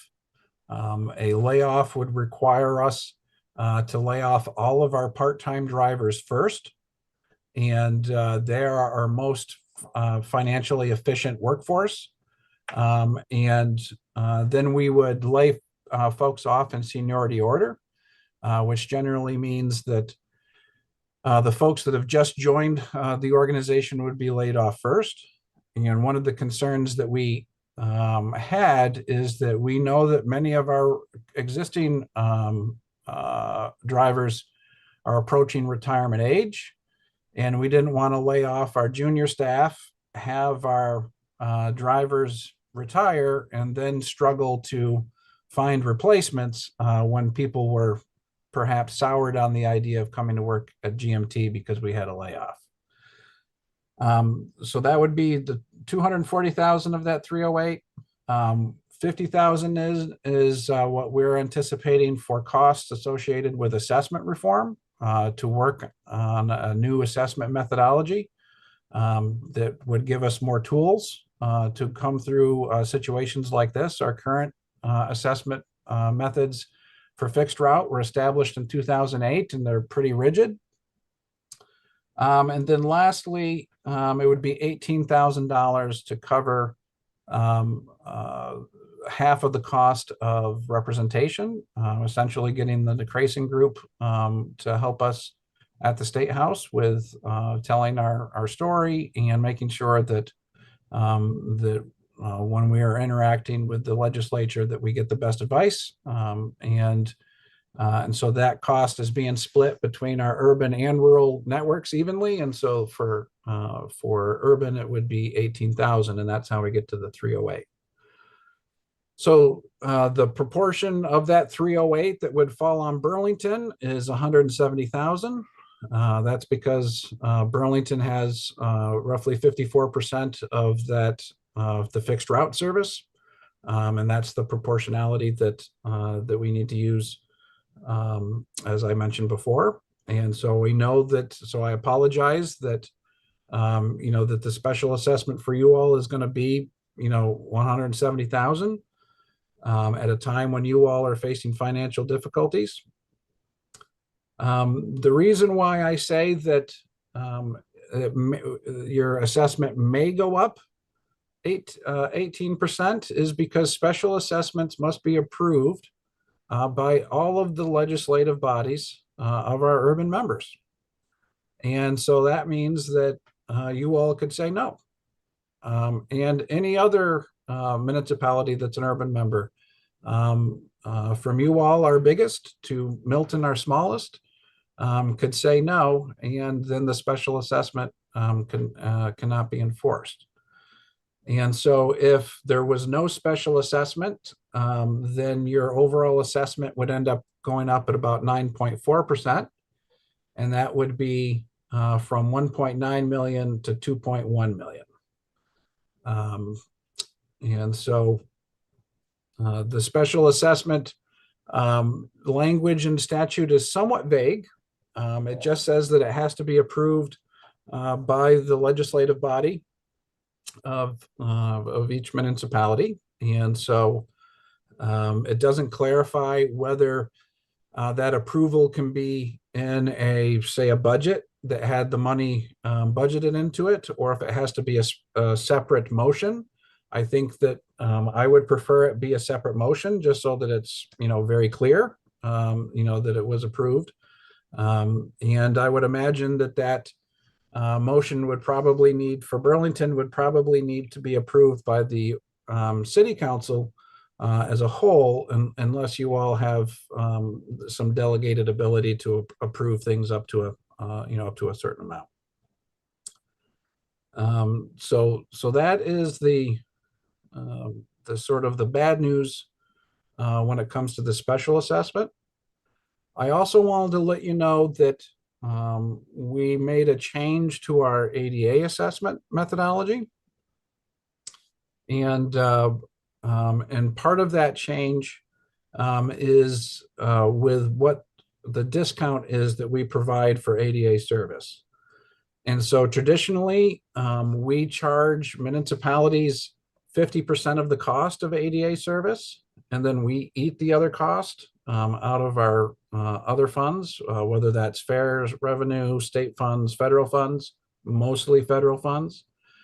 For the past few years, almost entirely federal funds. And so what the board did this year is we looked at that 50% discount. We decided that we needed to move to a smaller discount. And so we made it a 45% discount so that it wouldn't be a huge leap. That system-wide would generate about an additional $110,000. But once again, with Burlington being, the largest, it's going to be about $53,000 more for Burlington. So between the special assessment and the ADA change, if the special assessment goes through, that would be an additional $223,000 that would be sort of out of the norm for fiscal year 26.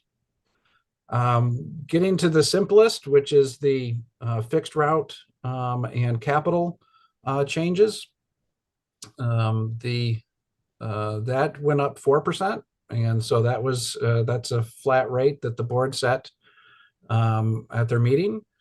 Some have questioned me as far as why it's only 4%, considering our fiscal crisis. One of the things that I'm reminding people who ask me that is that we're asking for a 4% increase when we're also cutting service. So that, to me, 4% is an awful lot to be asking, for less service.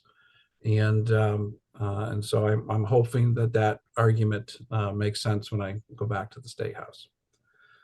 I do have, if I could share my screen momentarily, I put a bunch of this into a little spreadsheet that I'd be happy to, and so should you all see just where it shows assessment type 25, 26? There, are you still looking at me? Yeah, we can see it. Okay. And so I'll be happy to send this to you so you can see what these numbers look like. And that shows the comparison from 25 to 26. I will tell you that the paratransit continues to be volatile when it comes to the changes, in addition to the change in discount. But this is the first year of a new methodology that I think I have told you about before, that will use a 5-year running average. And I can tell you that some of our municipalities are seeing up to a 70% increase in their paratransit costs. So the 26.9% increase that you all are getting is going to be sort of in the middle of the pack there. But I will send this your way so that you can contemplate it later. And then now, instead of talking at you, we'll field your questions and do my best to answer. Thanks, Clayton. We add that to the meeting agenda as well. Yeah. Once Clayton sends it. Yes, make sure to send it to staff as well as, send it to staff and we'll post it to the Civic Clerk website. Sounds good. Committee members? Clayton, are you still going to go to the legislature and ask for that change in funding? Oh, yeah. Of course, okay. Yeah. And especially that's one of the reasons why the special assessment is not attached to service at all.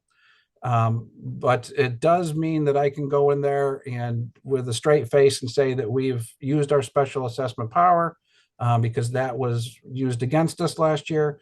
And I think by having it focused on non-service related items, that sort of addressed some of the concerns that we had heard from Town of Essex, because they are looking at the biggest percentage wise decreases in service of all of the members. So I just want to say for me, I would like to understand who the people are who are supportive of mass transit in the legislature and who are not. Yep. And I would like to understand whether the governor is going to have a position or not, and when that position is. Because from my standpoint, I want to do all that I can to hold people accountable.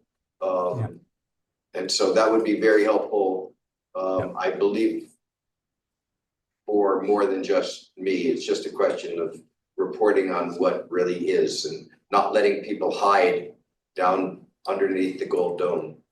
Yep.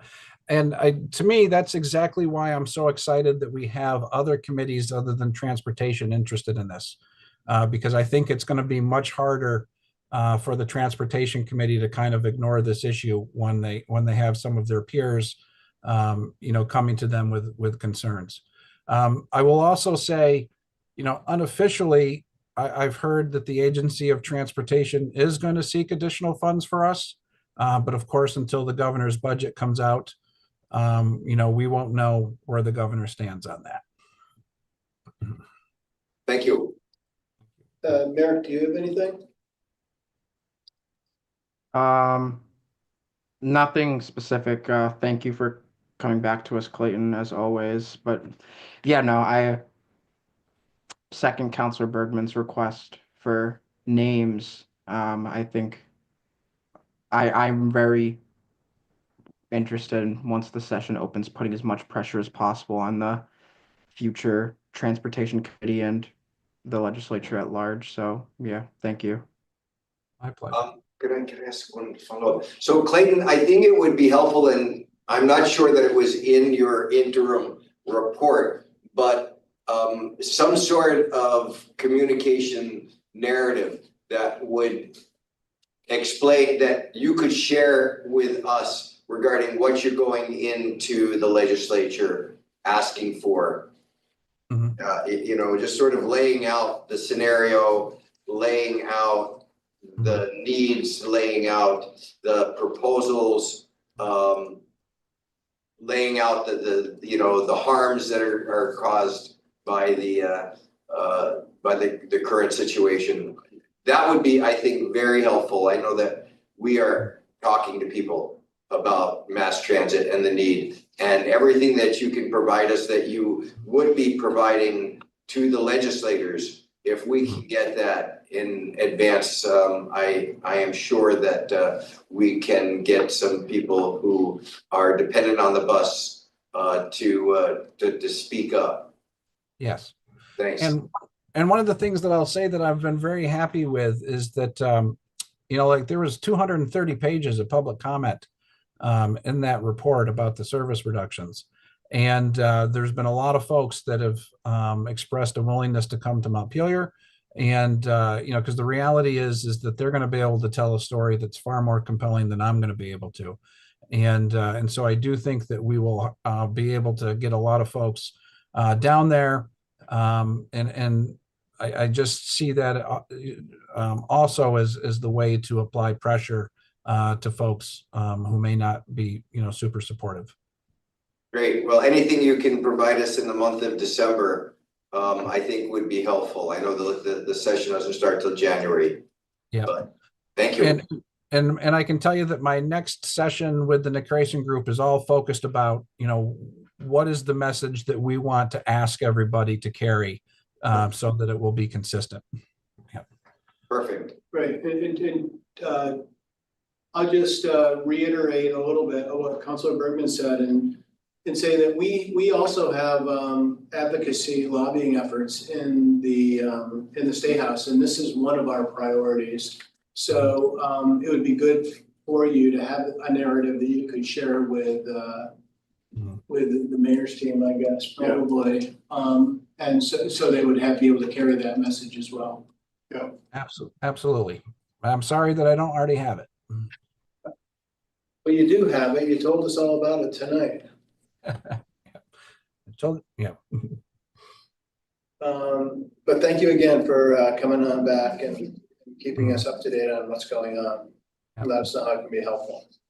And, you know, I joked about the laundry, which I did do a little bit. Actually, this chart is something that I also put together because I had all of the notes and I'm like, you know, why don't I just take the time while I'm listening to put this down, you know?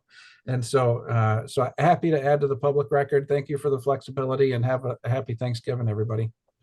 You too. Thanks, Clayton. Thanks, Clayton. Okay. Yeah, bye-bye. Thanks, Clayton. Okay, take us home on FlixBus, please. Great. I will say, as board member of GMT, I voted for at least presenting a special assessment and reducing the subsidy of ADA, because I felt at the end of the day, the legislature has been demanding proof that the member municipalities are taking part of the financial ownership of the problem. So that's why I inched up, it was my proposal to inch up the subsidy 5%, which, you know, previously we were discussing 25% kind of reduction of the subsidy. So hopefully I'm working towards your direction, but I didn't think, given the legislative environment, with us saying hell no to doing more, that they were going to take any serious look at pitching it themselves. So that said, happy to get feedback. FlixBus. We have a revised property use agreement with them. It has been reviewed by the city, it's been reviewed by GMT. It has not gotten the full review of coach companies. So tonight, I can just give you a quick update, or you can decide, given that this is an agreement that I can share the general terms, whether you are comfortable forwarding on a recommendation to the council for their approval. Basically, we figured out the minimum insurance requirements because while FlixBus doesn't carry the minimum insurance for the city, they subcontract the service. Only Coach Companies provides the service to Burlington. Coach Companies does carry the minimum insurance requirements. So that instead of having a property use agreement with FlixBus, we'd have a property use agreement with their independent contractor Coach Companies. So Eric Ramakrishnan has developed the property use agreement. It includes the insurance minimums with Coach Enterprise and Coach Companies. It includes a rental fee first time. Before it was going to be free. It's $250 a month for a just open curved area of the downtown transit center. And all our other standard kind of protections for the city that we would have. Most of the burden of the operation of the service would fall on GMT in terms of their customer service at the front desk and bathroom usage. So we were proposing the $250 a month rent go to GMT. So happy to either bring it to a subsequent meeting, or if you generally feel comfortable with the concept, proposing a motion to refer this to council. Either is fine. And Coach has been vetted by Eric in terms of their financial viability and what have you, and how that. I mean, I don't know these people from Owen. Right, nor do I, but what Eric indicated was because they offered the minimum insurance that he felt comfortable. We had to go down the financial route with FlixBus because they didn't have the minimum insurance. So my understanding is that Coach Enterprises has been a long-term kind of independent contractor of FlixBus in this corridor. So that's the revised direction. And will the 250 cover the costs associated with the services that GMT is providing? We've given the agreement to GMT. Currently, none of the transit providers, Megabus, Greyhound, or FlixBus, are paying anything for the downtown transit center. As soon as we get this first agreement in place, then we can go to the other operators and seek similar terms. So currently GMT is getting nothing for this, and they reviewed the agreement and found it appreciative that we were fighting for some money for them. I think it would be helpful to understand what the whether there is any costs that are not covered, and there's more than just hard costs. I mean, the wear and tear, for example, on facilities is a piece of it. Okay. And you've got a lot of people coming around, and you got more people. There are just these other sort of less than tangible costs that you need to attribute. And okay. As a member municipality of GMT, having just heard that, if we can make sure that all those costs are covered, then we are less likely to be asked in a special assessment to pick it up. Okay. Thank you. Okay. Hey, Merrick, do you have anything to add? No. So no motion tonight, additional information requested. Yes, I think from GMT, just to make sure that they're not shortchanging themselves just because this looks like new free money. Sure. But let's make sure that we get this right from the get-go. Sounds good. But it sounds like we might be able to have something in time for the council agenda. Yeah, I mean, I guess the question would be is Does it have to come back here? do you want to consider a motion that would say pending GMT confirming that this amount covers their full cost? Or we can bring it back here in December and then go to the council in January. I personally don't feel strongly. We processed it a lot, given you good feedback on it. You take that, incorporate it, and I'm comfortable with it going to the council. I don't know how other committee members feel. I can do that. I think it would be helpful to have an attorney's, a small memo that, we talk about the vetting process and laying all this stuff out. It would actually be helpful to us. As part of the council packet. As part of the council packet, as Yeah. part of the, accompanying the contract. Yeah, So that we can use it as the framework and, you know, including history that talked about us sending it back and this being the result. yeah. Okay, And with that, I'd be willing to move to support this. Okay. Second. We've had ample discussion, I think. So all those in favor? I should just say that, you know, that supporting it includes making sure that GMT is good with that number that's in there, and if they come back with a higher number that is needed, then I would want that to be substituted for that. okay, yeah.